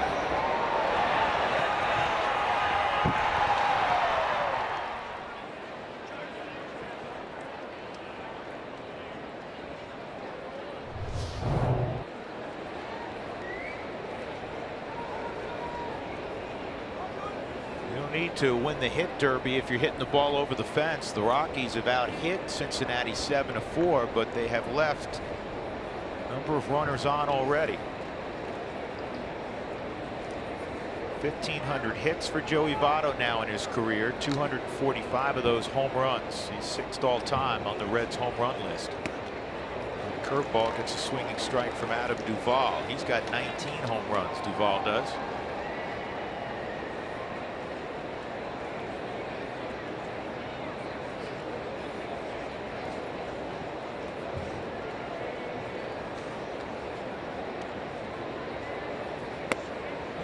strike. One of the interesting things I think about in the Reds' history, when you look at their record book, so many great players, Hall of Famers, the Big Red Machine.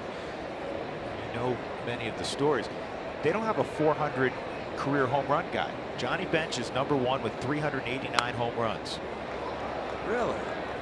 For as long as they've been in existence. Yeah. 130 plus years. You think of the iconic franchises. The Yankees obviously have, you know, Ruth and 714. The Giants have, what, 4 different guys who had 500 home runs. Mays, McCovey, Eddie Matthews. Did I say Eddie Matthews? Not Matthews. Mellott. Here's a strikeout of Duvall. Cardinals. But, Bench at 389 is #1. It'll bring up Suarez.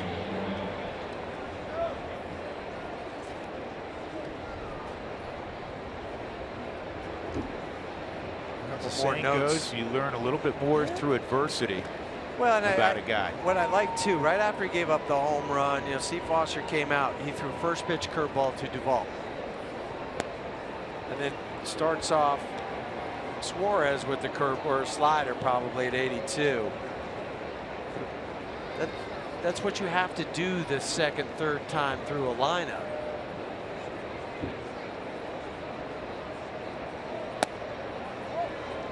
Two and 0.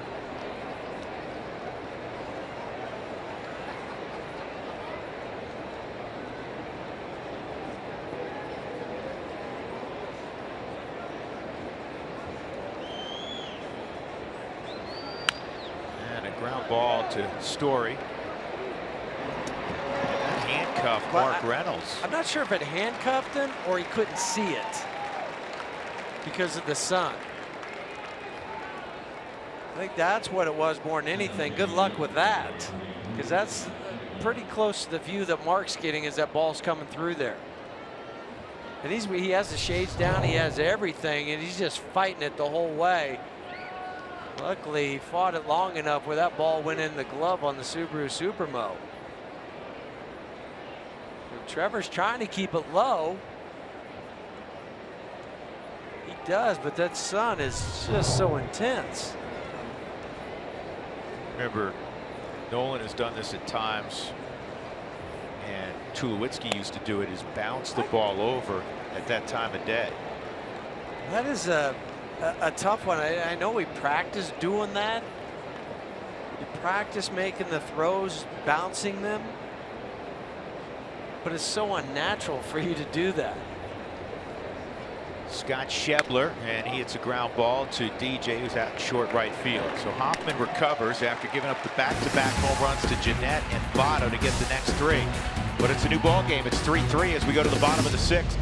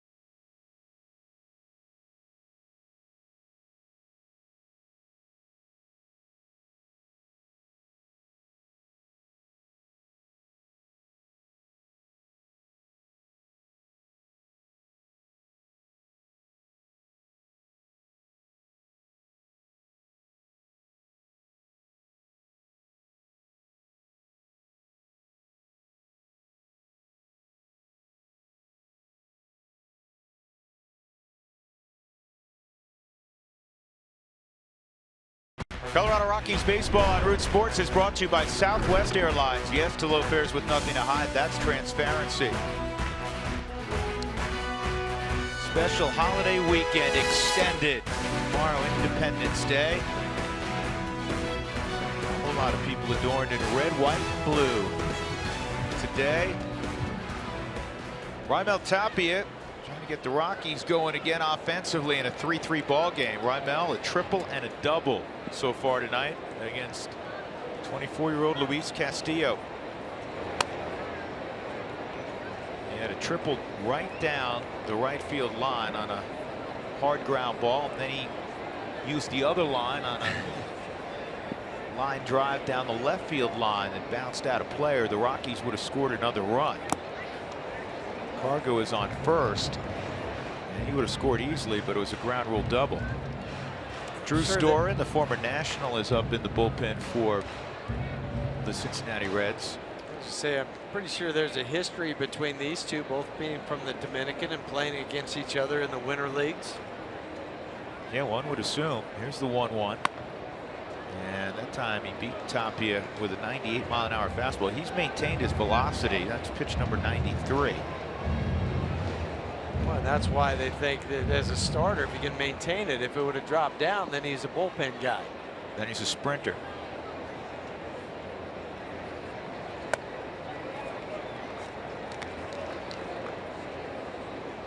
Story on deck.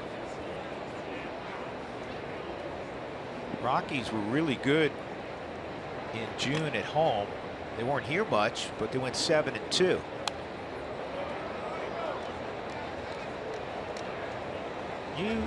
They just got done playing a stretch of 21 out of 35 on the road. And you remarked earlier, next 6 series for the Rockies are all against teams. They're major league teams. True. But they're all teams that are below 500. That's right, and that's where you got a lot of games at home too during that stretch. 3-2. Boy, it would be huge. It goes without saying to get Raimel and his wheels on first to lead off this 6th inning. Tied at 3.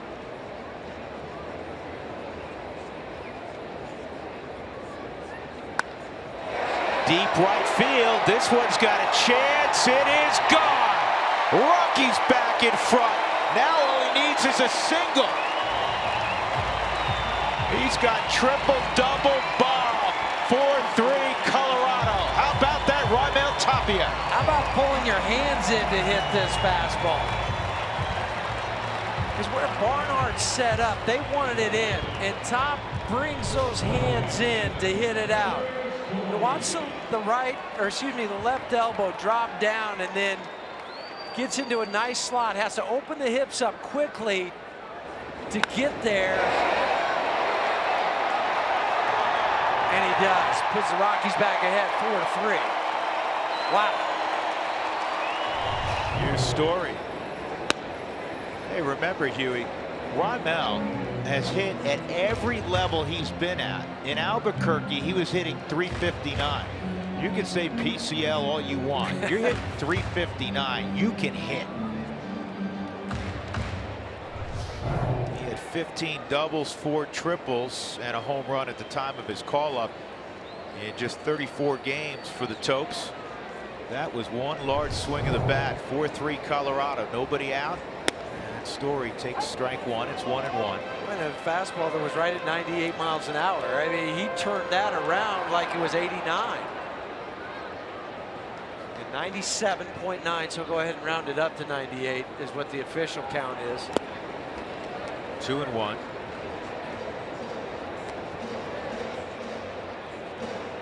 For teams to get to the postseason, you need good stories. You need surprise stories. We talk frequently about that. Your depth is going to be tested. There's going to be injuries. And Raimel Tapia is turning into being a really nice story. Votto will grab this one.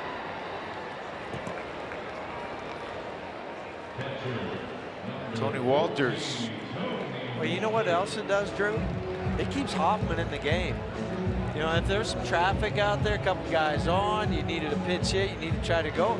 You might have had to take him out, even at right now he's sitting at 78 pitches. That would have been an interesting one for Buddy. It really would have been interesting. Now it's foregone conclusion, but that's a decision he would have had to make. It would have been.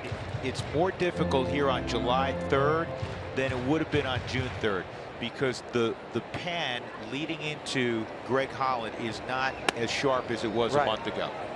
And because of that, and the fact that Hoffman, despite the 2 home runs, has been pretty good tonight. Yes. He may have elected to say, you know what, I got to stay with him and sacrifice the opportunity to pinch hit for him. Try to get another 3 more outs at minimum from Jeff. Maybe a few more. That bridge to Holland has been a little bumpy. 2-1, and this is a bouncer to Jeanette.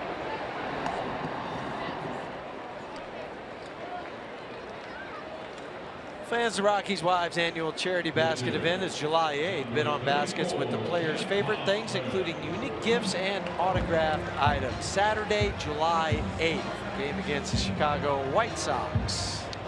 Well, Huey, when the Rockies hit 2 or more home runs in a game, they are 25-3. They have 2 home runs tonight, one from Blackman and one from Tapia. A double tonight from this guy, Jeff Hoffman, to drive in a run back in the second. It's their first run of the night. Yeah, maybe Buddy would say, wait, he's already doubled tonight. He's 1 for 2. Drove in a run. I don't need to pinch hit for him. No.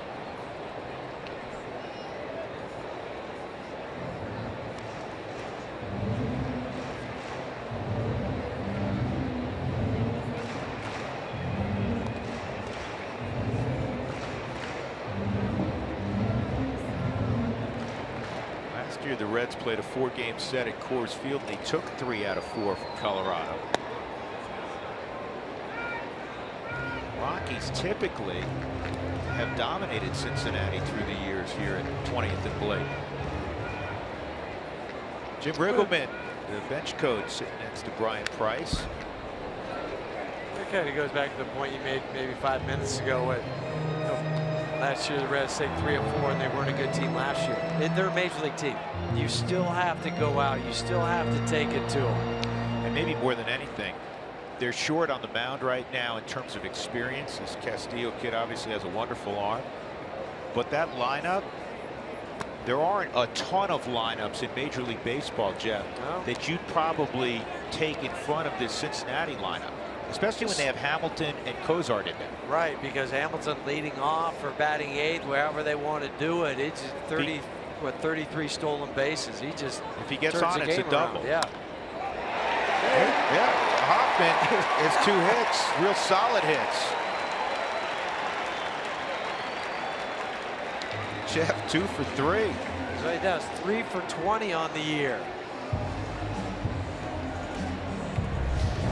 Brian Price is going to go to this bullpen. He doesn't want Castillo to face Charlie Blackman again. Well, he's also up to 111 pitches.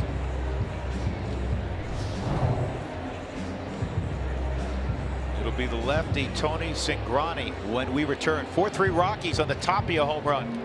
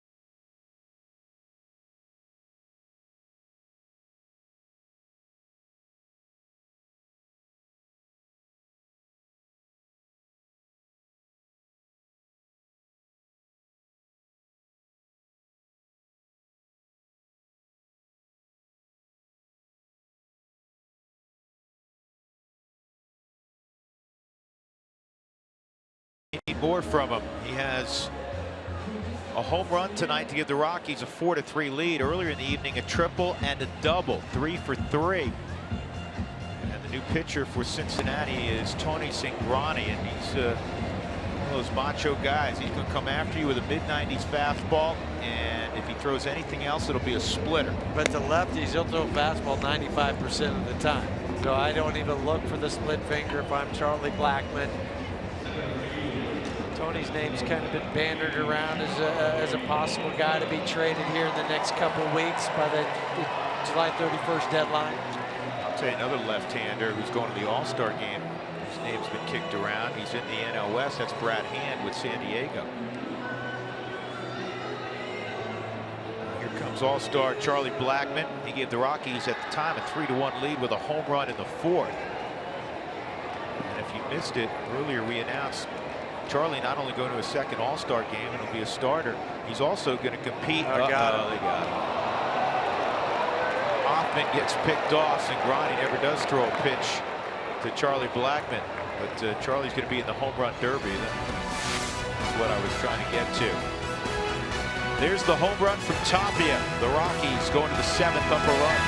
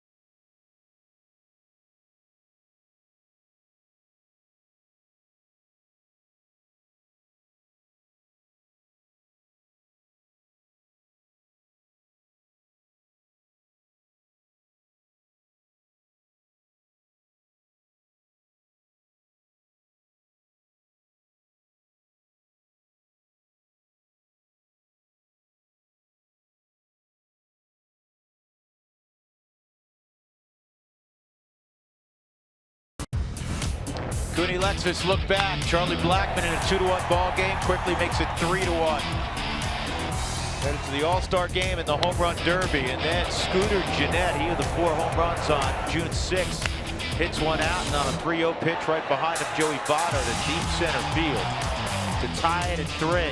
Raimel Tapia to the rescue. And he gives the Rockies a 4-3 lead. That's our Cooney Lexus look back. We go to the top of the 7th. Jeff Hoffman still out there. And Hoffman will see the bottom third of the order. Hopefully he can navigate through Kivlahan, Barnhart, and a pinch hitter quickly. So Cingrani's going to, in all likelihood, make an appearance, get a third of an inning without throwing a pitch. I don't want to pick on Jeff Hoffman, who's been really good, but you can't get picked off there. You guys take like half a step off the bag, like Little League, and say, we're going to let Charlie hit. Yeah, like the bag, you know, was a ball, and then you had a chain on your leg. That's as far off as you get. Thank you. 2-0 swinging. Kivlahan is thrown out. Pick. Story threw that in the dirt. Guy who picks them all out of the dirt, it seems like Mark Reynolds. It's played by Mark. Yeah, and he said, Trevor saying thanks for the help.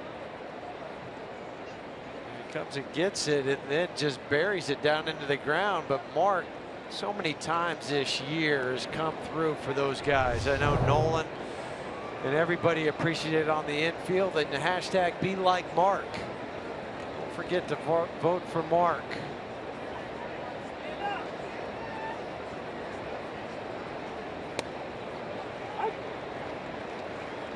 There's a curveball for strike 1 on Tucker Barnhart. Barnhart a walk, and he A sharp line drive that was caught out in center field by Blackman. And that's a good looking fastball at 95. 0-2. Right on the black on the Subaru strike zone. Here's what I like. There's a lot of things to like about Jeff Hoffman, but it's kind of emblematic of all the Rockies rookie starters. By and large, we know they've all pitched well, but even when they've had a hiccup, it seems focus, pitch to pitch, has been excellent. And that's what you have to do, because you put stuff in the rear view mirror and let it go. Senzatella, we were bragging about him yesterday. Marquez threw the ball well yesterday. I thought he made 2 mistakes yesterday. One was a slider, and he had the curveball too. That was it.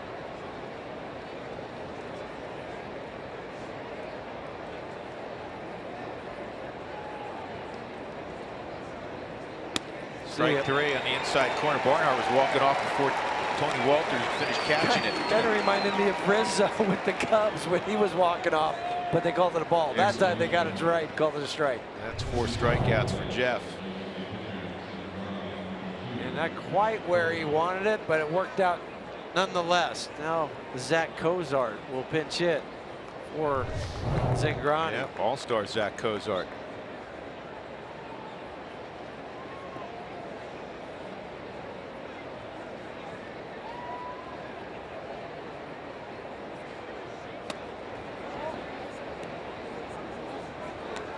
Nine home runs for Cozart and a .322 batting average.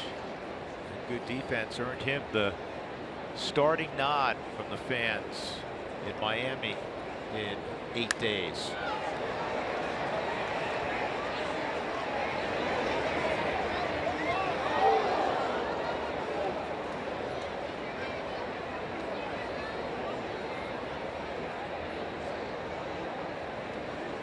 Like the pitch count also tonight, Huey. 87 pitches, 2 outs in the 7th inning for Jeff Hoffman.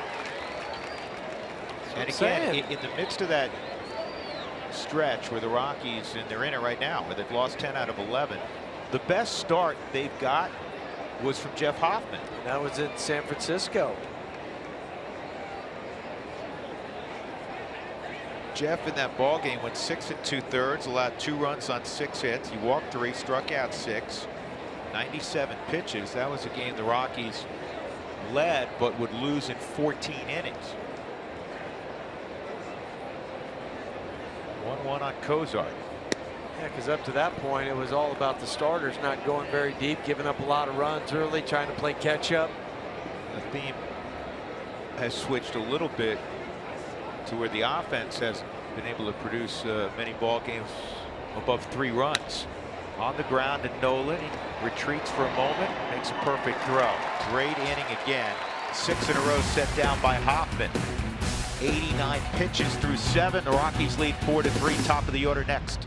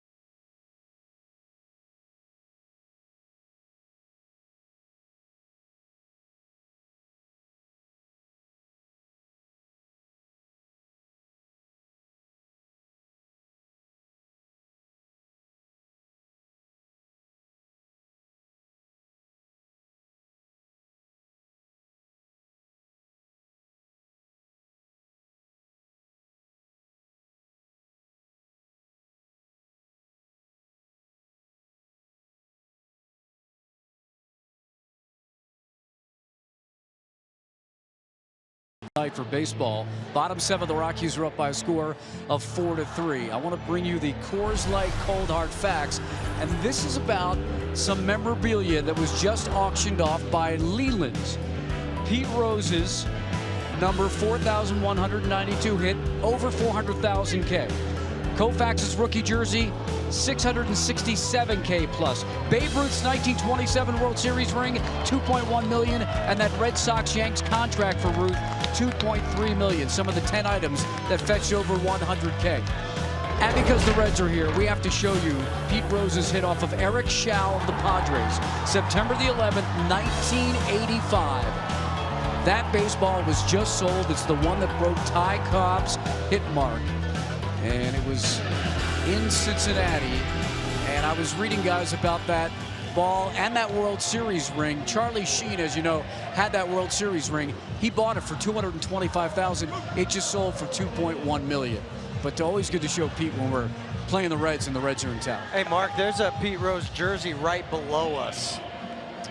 There's got to be more than one here, right? Well, that's the only one I could see, you know, out in front of us right now. I'm sure there might be one or two more. Hey, Mark, I forgot to check. Our collective bid, how short were we? You know what, Drew? We were in it for a minute. For a minute? Yeah. Until they actually formally started the bidding? Until they opened it up for... Right. Yeah. Well, I tried to get Sully and Spilly involved, and they didn't want everything to do with it. They thought it was a bad... There's the jersey. Yeah, there's a rose. Oh, road gray. I love it. You know, I have one word for Spilly and Sully in that endeavor of ours. Yeah. Cheapskates. There's Pete taking in the ball game. Drew Storen is out there, and Charlie Blackmon has a bat, and the breaking ball misses. Storen, the former setup man and a very good one for the Washington Nationals, has had a solid season for Cincinnati. Last pitch on Saturday against the Cubs, an inning. It gave up a hit. Just 11 pitches total for Drew Storen. 2-0. The fastball hasn't changed much since his time with Washington. Maybe a couple miles an hour less, but 91, changeup and a slider to complement the two other pitches. 2-0 on Chuck Nasty. That fastball missed. And it's 3-0. 29-year-old from Indianapolis, Indiana, Drew Storen.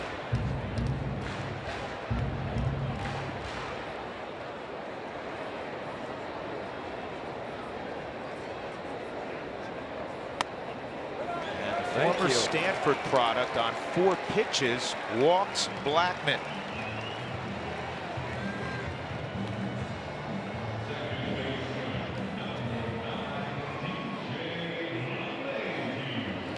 Nobody up, if you're curious, in the Rockies bullpen. And again, Hoffman has been dealing. He's retired 6 in a row. It is the top of the order coming up. 89 pitches thrown so far by Hoffman. See if that bullpen activity changes. We'll keep you abreast. There's DJ 2 for 3. Last 14 games for LeMahieu. He's hitting .456. That's a good idea. Be a good idea if he does it again. Well, you're late in the game. You want to try to add on runs. You've got a bad wheel. You're really working on 1.5 leg. So if you hit it on the ground, it's going to be a double play. Right. And DJ, as we know, hits a fair percentage of his contacted baseballs on the ground. I like a hit and run right here, though. Now you're ahead in the count 1-0. I guess Drew Storen likes to hit and run too, huh?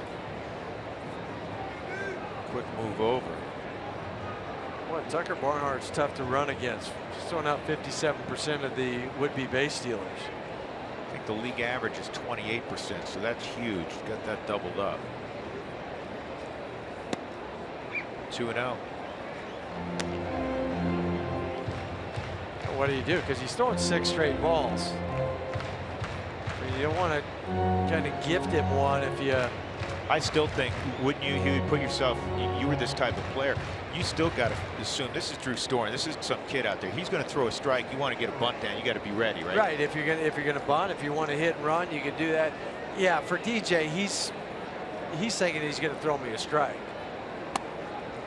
And he did. He was just pulled back. So pitch just on the inside corner. 2 balls and a strike.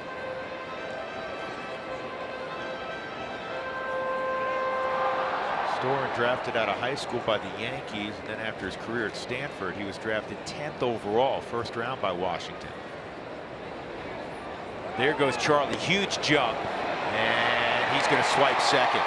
That was on Drew Storen. That was what you'd call an enormous jump, and Charlie, with his 6th stolen base, that's a big one right there.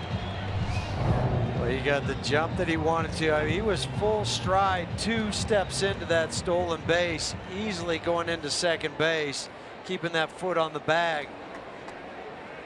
Barnhart throws the ball hard, right on the money, but Charlie just stole that on Drew Storen. Still a great opportunity here. DJ wants to get a bunt down. Everybody's back, 3-1. DJ swinging, and now it's 3-2. And I think because of his natural swing path, that on 3-1, he's thinking I can get the ball to the right side. I'm confident and I can do it no matter where the pitch is. And sometimes if the ball's in, it's easier to do, to pull your hands in to hit it the other way because the bat lags through the zone.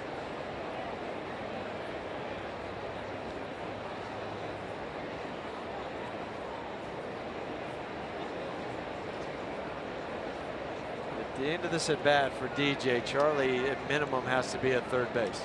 Has to be.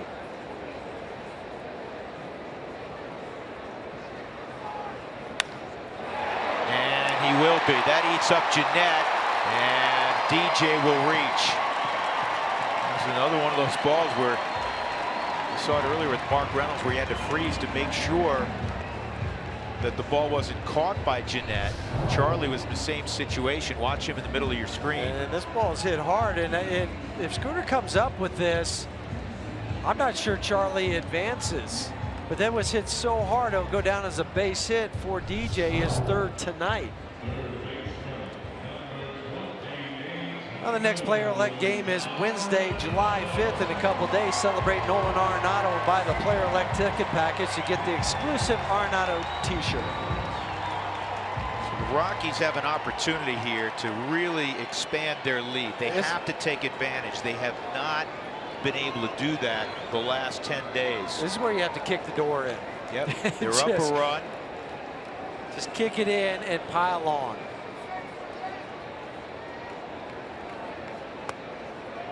That's a good take by Nolan. First of all, it was a ball, but Nolan is thinking get something up. And when he gets in these situations, he is truly thinking gap to gap. He's thinking, man, if I take one to right center field, that's good, or I could pull one into left center field, but stay centered.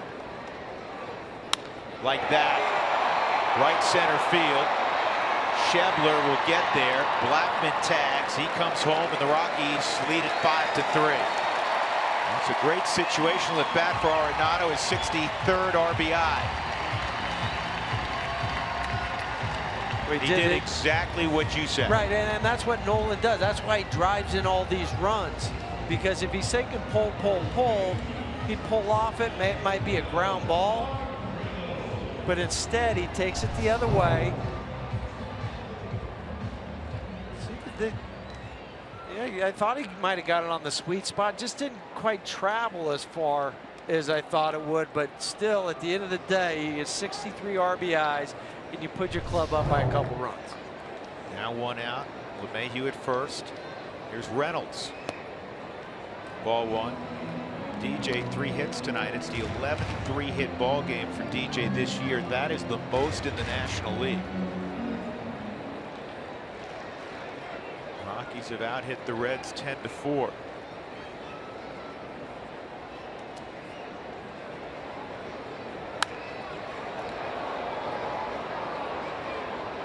Like now Jake McGee is up in the Rockies bullpen, and that could be, you let Hoffman go out there and face the first guy, and then you got 2 lefties. Peraza, you let him face Peraza, the right-hander, and then you got Scooter Gennett and Joey Votto.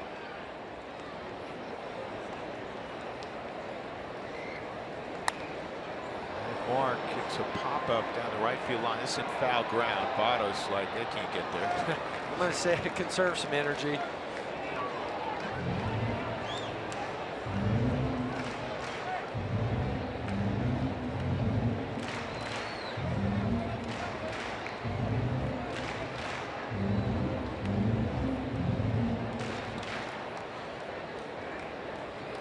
Marking that final 5 vote. Text N Ford 89269.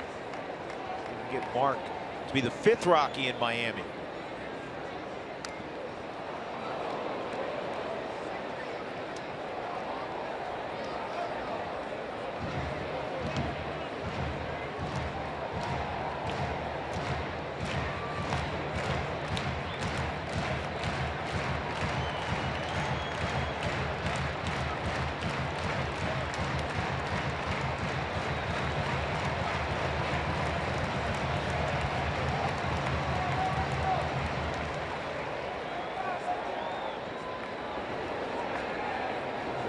Great crowd. What a thrill to come home to and see every seat filled.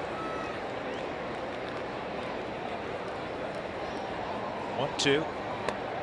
And called strike 3.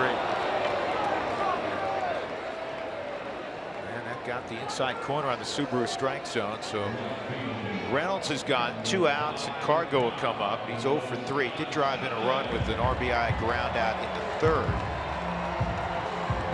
Cargo's got some positive history against Story. 5 at-bats, 2 hits, including a home run.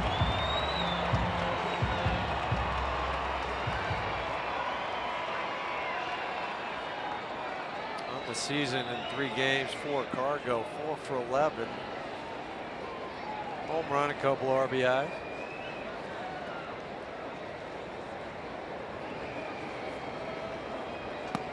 There's a strike. So the crowd just announced 7th sellout of the year, 49,131. And with all the new parks, even though Coors Field is still pristine, this is one of the largest parks in baseball.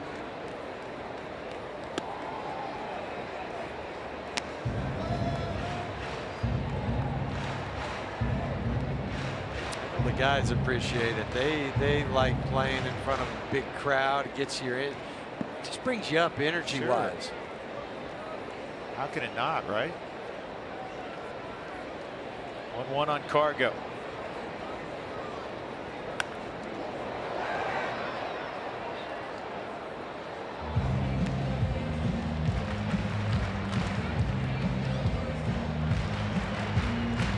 She's ready for tomorrow. He's also ready for some fireworks tonight. Right.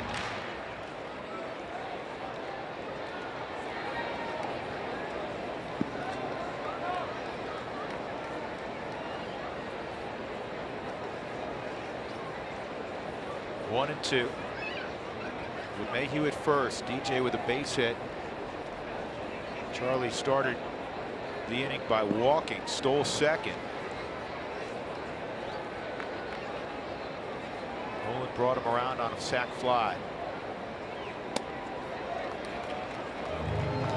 First day back for Cargo. Spent 10 days on the shelf with a mild strain of the right shoulder. I think he's been ready for a few days now. Yep.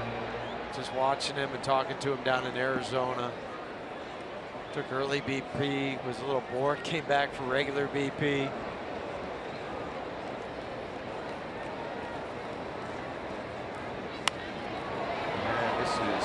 Fisted down the line. It's going to be foul.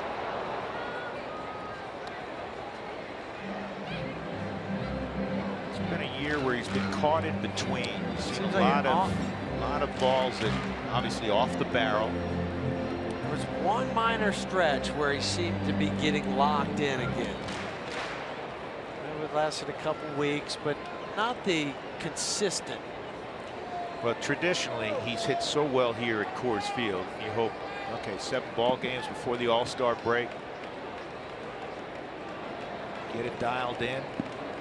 Get a little rest and then get ready to go for the stretch. Final 2.5 months after the All-Star break. And this ball's well hit to left, and it's too well hit. Duvall makes the catch. Good swing. Rockies get a run. They now lead by 2 as we go to the 8th. Top of the order coming for Cincinnati.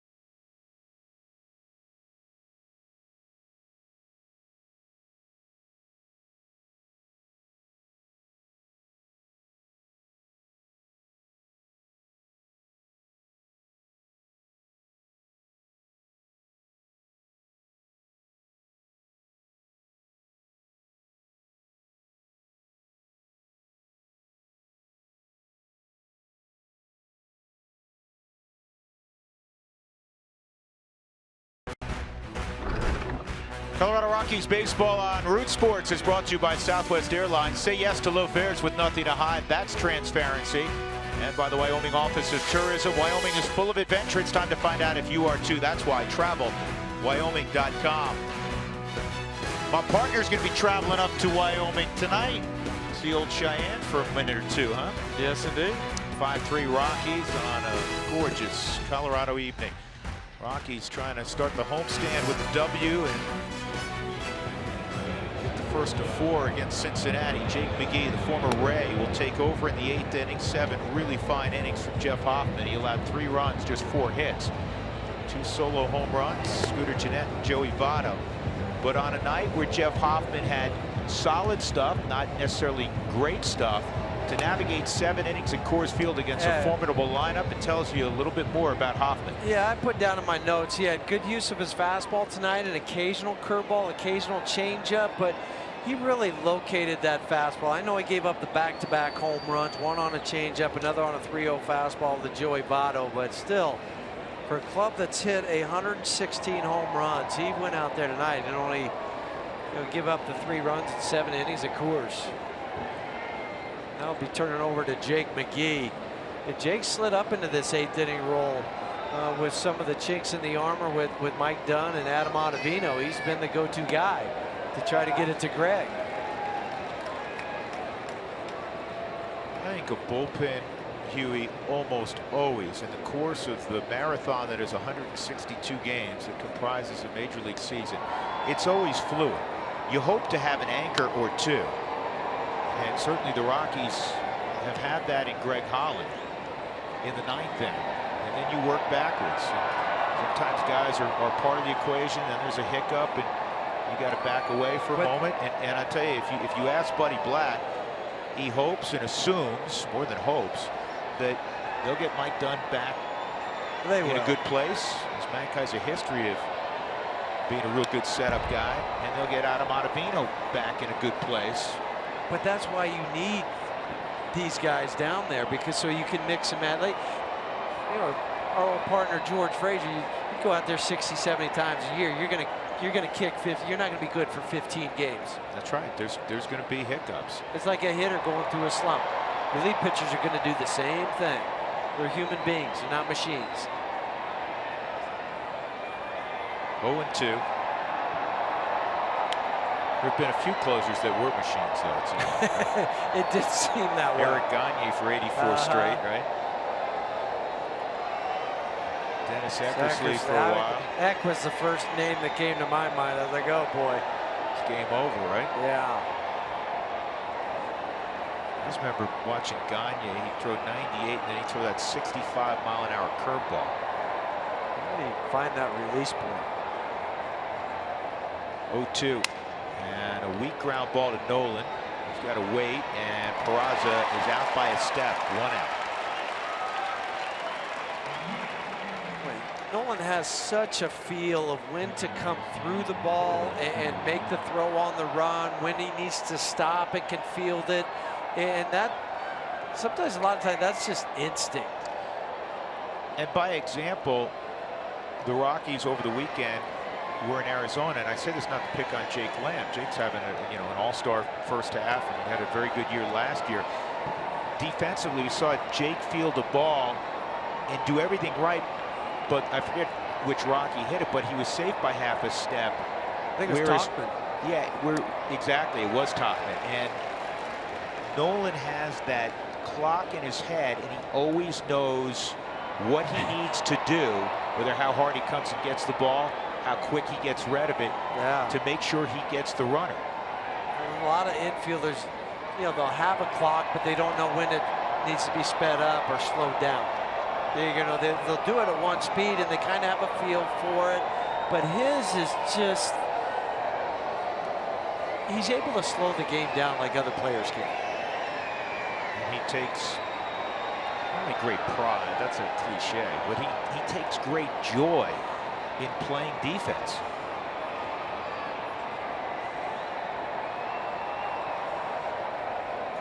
Jeanette hits this ball to right for another base hit. He's got 3 knocks tonight, 2 singles and a home run. And now the tying run comes up in Joey Votto. That was almost a duplicate of his hit in the first inning against Jeff Hoffman. It's not hit particularly hard, but it was hit in the right place. Votto, a sac fly in the first, ground ball to second, and then the home run on a 3-0 pitch against Hoffman to dead center. Well, Jake spending so much time in the American League. This is the first time these two have ever matched up.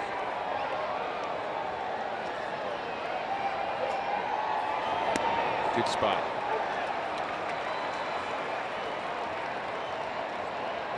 I think Tony Walters, better than just about anybody we've seen, works from the ground up, catching the baseball and stealing low strikes for his pitchers. Well, the metrics point that out too. And he does it again right there. He didn't get the strike call. Where's that pitch? It should have been. Yeah, should have been on the Subaru strike zone.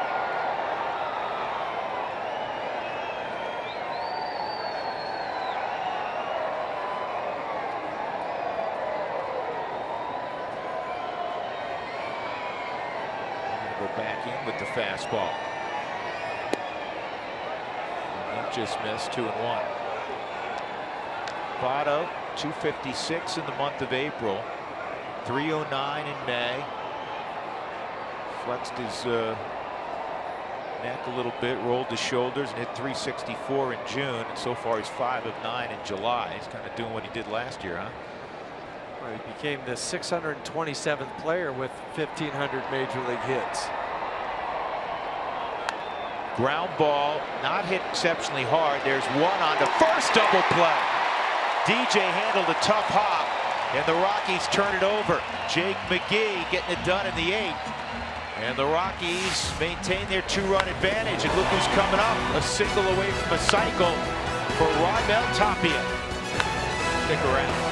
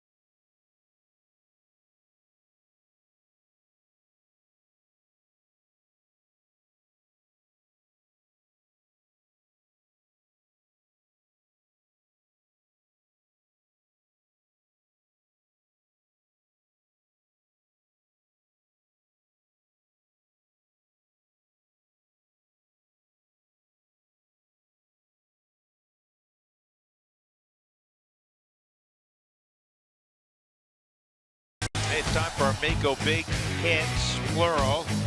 Just look at the night of Raimel Tapia. That would turn into a triple down the right field line. Raimel would score the Rockies' first run. Then he went oppo and hit a double. Bad luck because it went out of play. Otherwise would have driven in a run. And then he turned on a 98-mile-an-hour fastball and clicked it out of the ballpark to give the Rockies a 4-3 lead. He is a base hit from producing the Rockies' 9th all-time cycle. And he'll face Blake Wood here in the bottom of the 8th. Hard-throwing right-hander.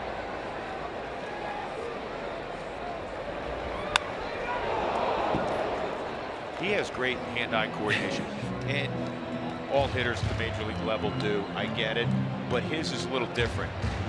He reminds me of Helton in that Todd could get his bat on any pitch he threw up there. And sometimes at the last moment. At the last moment.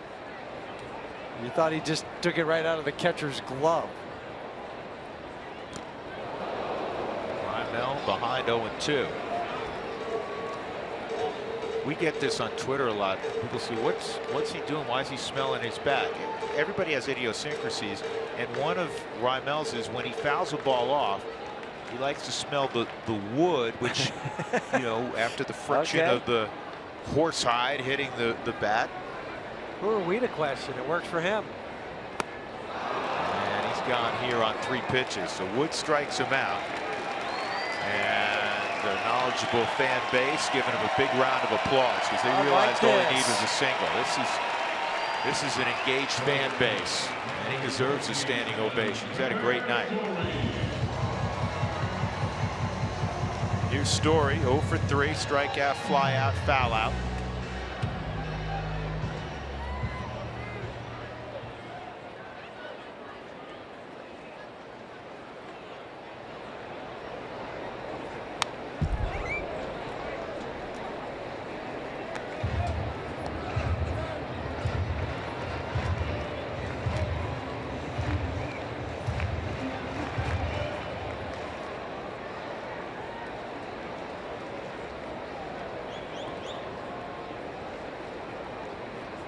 One strike on Trevor.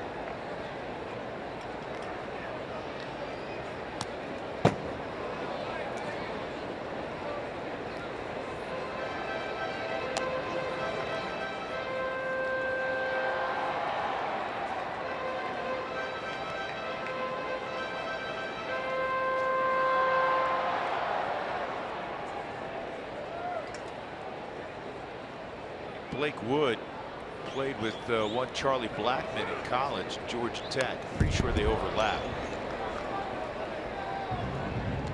Both are Georgia kids.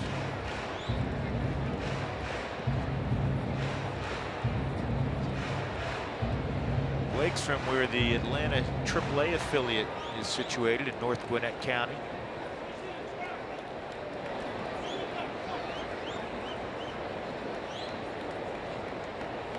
Ball and 2 strikes on Story.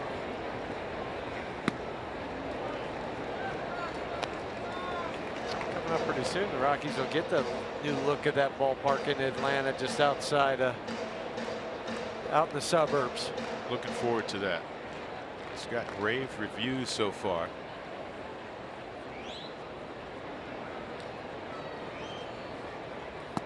By the time the Rockies get there, that new young big third baseman will be situated, and that's Freddie Freeman. That's right. That seems weird to say, huh?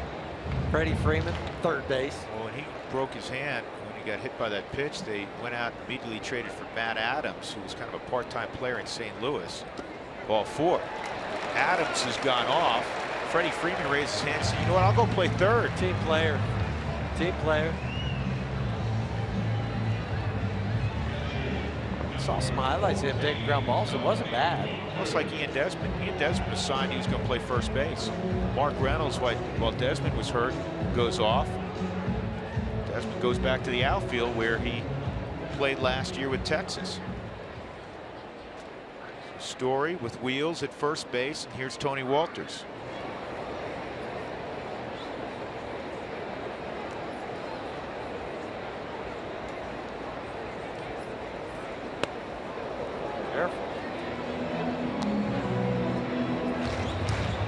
pinch hitter. Yeah, Alexi Amarista on deck.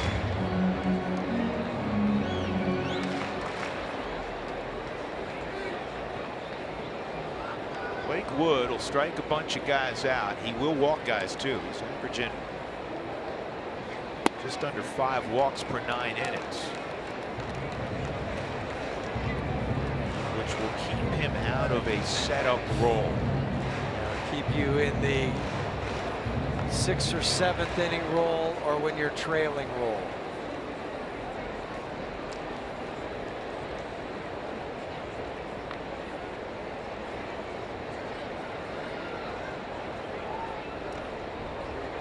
Tony has the ability to bunt. Point that out only because he's got a 2-0 count. Suarez is way behind the bag. We got a big man on the hill in Wood who's 6'5" and about 240.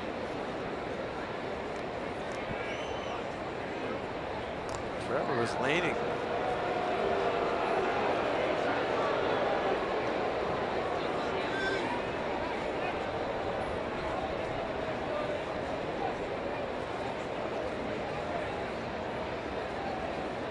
Trevor had a stolen base yesterday. He takes off, and this ball's in the air to center field. Trevor sees it. He's waiting at the bag, and now he'll return to first. Huey, I want to ask you, when you're at the plate, you were a left-handed hitter, and you can see peripherally a guy gets and jumps, 2-0 count. So it's not, you don't have to swing. Can you literally pick it up in enough time to say, all right, I'm not swinging that? Not as a lefty. Not as a lefty? No, because you're seeing that ball come in, and that guy is still kind of in your blind spot as a left-handed hitter. It's easier to do it right-handed. You can see that guy in the break he gets, but not left-handed. So Amarista will pinch it with 2 outs.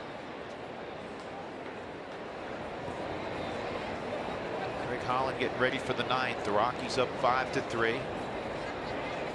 Alexi trying to snap out of an 0 for 15. So much more difficult, I think, for a guy when he gets in one of these to get out of it when you're not an everyday player. Totally agree, because even if you get that start, it might only be once a week, so, or twice a week, and so you don't have that every day coming to the ballpark feeling like tonight's the night. Yeah, his 0 for 15 may be over 17 days. That's what I mean. Yeah. Is you can't get in the rhythm, or you can't get out of it as quickly. It doesn't seem like. Plus, if you're pinch hitting, you're going up against guys that are going to throw you at 98 miles an hour. And he loops this ball to center. Schebler is out there. We'll go to the 9th inning. It'll be Greg Holland's game. The Rockies 5 and the Reds 3.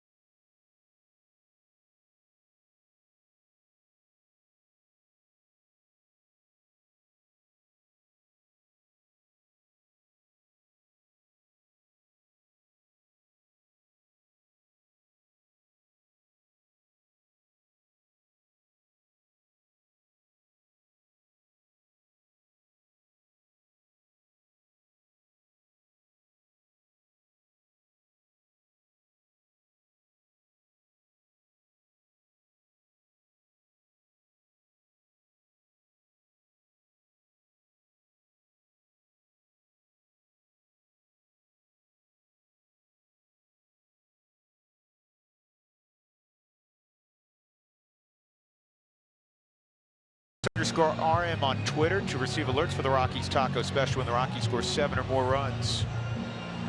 So here we go, 9th inning at Coors Field. The Rockies 5 and the Reds 3 as we check in with Mark Stout. Mark? Yeah, so far so good for the Rocks. Big crowd here because of the fireworks. We'll have a little bit of an abbreviated postgame, but I'm hoping to get Jeff Hoffman. He is still in the dugout in front of me. If I can get him on the field, we'll do that, and then we'll get you the postgame show, the Toyota postgame show coming up. So back upstairs, guys, as we got Greg Holland on. All right, Mark, sounds like a good plan. The Rockies have 2 changes. One is Holland, naturally. The other is Amarista's in at second. DJ, again, nursing that groin strain. He missed a few days last week. So Amarista, with the fresher legs, is in there defensively. Greg Holland's going to see Adam Duvall, Eugenio Suarez, and Scott Schebler, 4, 5, and 6. The first pitch of the ninth is on the outside corner for a strike from Holland. The Major League saves leader is 26, his 3rd career All-Star team. He was named to yesterday. Also in 2014 and 2015 with Kansas City.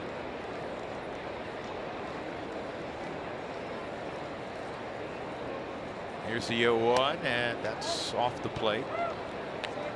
Ball and a strike. Greg Holland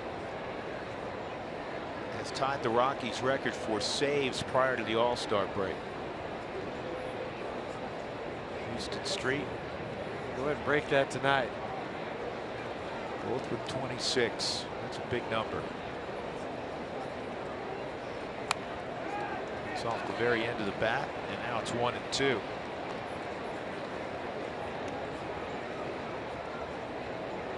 Street in 09 when the Rockies went to the postseason at 22 in the first half. To see Tito, Brian Fuentes every late January, early February at fantasy camp. Sign up for fantasy camp right now. Do it. Have a lot of fun. Not be disappointed. Here's the 1-2. See you later. Strike 3 on the inside corner. Splitter, slider, we never know, but it's really nasty, and that's the first out of the ninth. It's a strikeout. This might back up a little bit. Oh, it did. Backed up. That's a slider. But yeah, but look at Tony, how he had the thumb up, how he caught it. He didn't catch it pushing it away from the dish. Suarez 0 for 2 and a walk, just 3 for his last 33.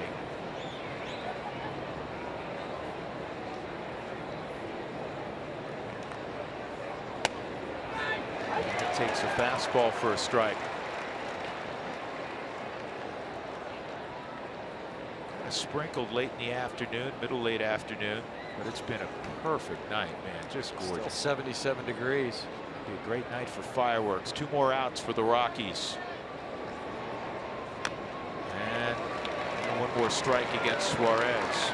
First 10,000 fans Saturday, July 8th will receive a Marvel superhero bobblehead courtesy of King Supers.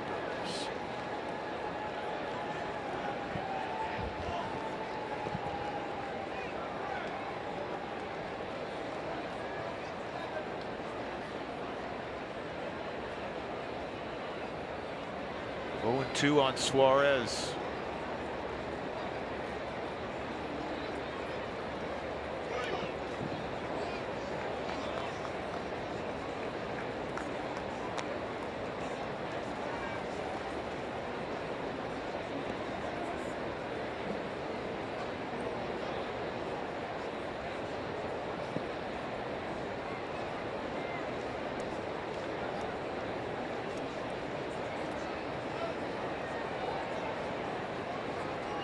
Five runs, 10 hits, no errors for the Rockies. 3 runs, just 5 hits.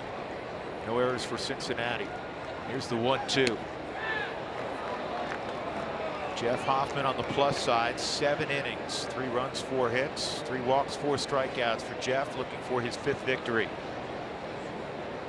The Rockies playing in front of their 7th sellout of the year.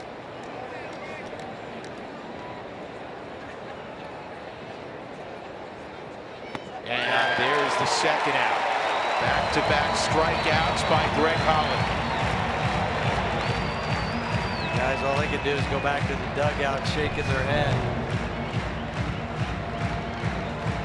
That ball disappeared on Suarez. Thought he had it even choked up some on it. It's good stuff, Huey. It's deception. It's all the above. I mean, he's hard to hit. He was hard to hit when he was healthy in Kansas City. Won the All-Star game for the 3rd time.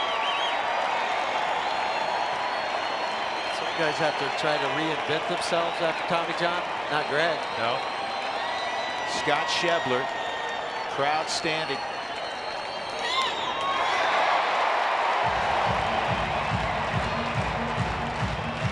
You got to be really good, and you got to be an adrenaline junkie to work the 9th inning. They thrive on this environment.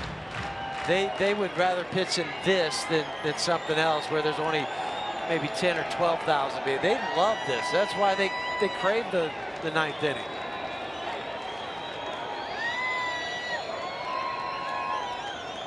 Here's the 0-1 and a ground ball to second. Lexi's got it, and the Rockies come home, and they beat the Cincinnati Reds 5-3. That's a wonderful start to this 7-game homestand in front of the All-Star break. Great to see the Rockies shake hands. Hoffman is now 5-1. Luis Castillo is 0-1 in his young big league career. Save number 27 for All-Star Greg Holland. And the Rockies are now 49-36. They dropped the Reds to 35-47. Our Jimmy John's delivery of the game.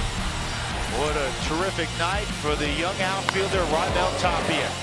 He got the Rockies going with a triple to second. He would score on a Jeff Hoffman double. He threw out a double. And then this home run broke up a 3-3 tie. He never did in his final at bat produce that single, so he comes up a single shy of the cycle. But a great night for Tapia and a great night for the Rockies. That was our Jimmy John's delivery of the game. When we come back on this fireworks night, it'll be Jenny and Corey from the booth. The Rockies 5, the Reds 3. Stick around for the Toyota postgame show.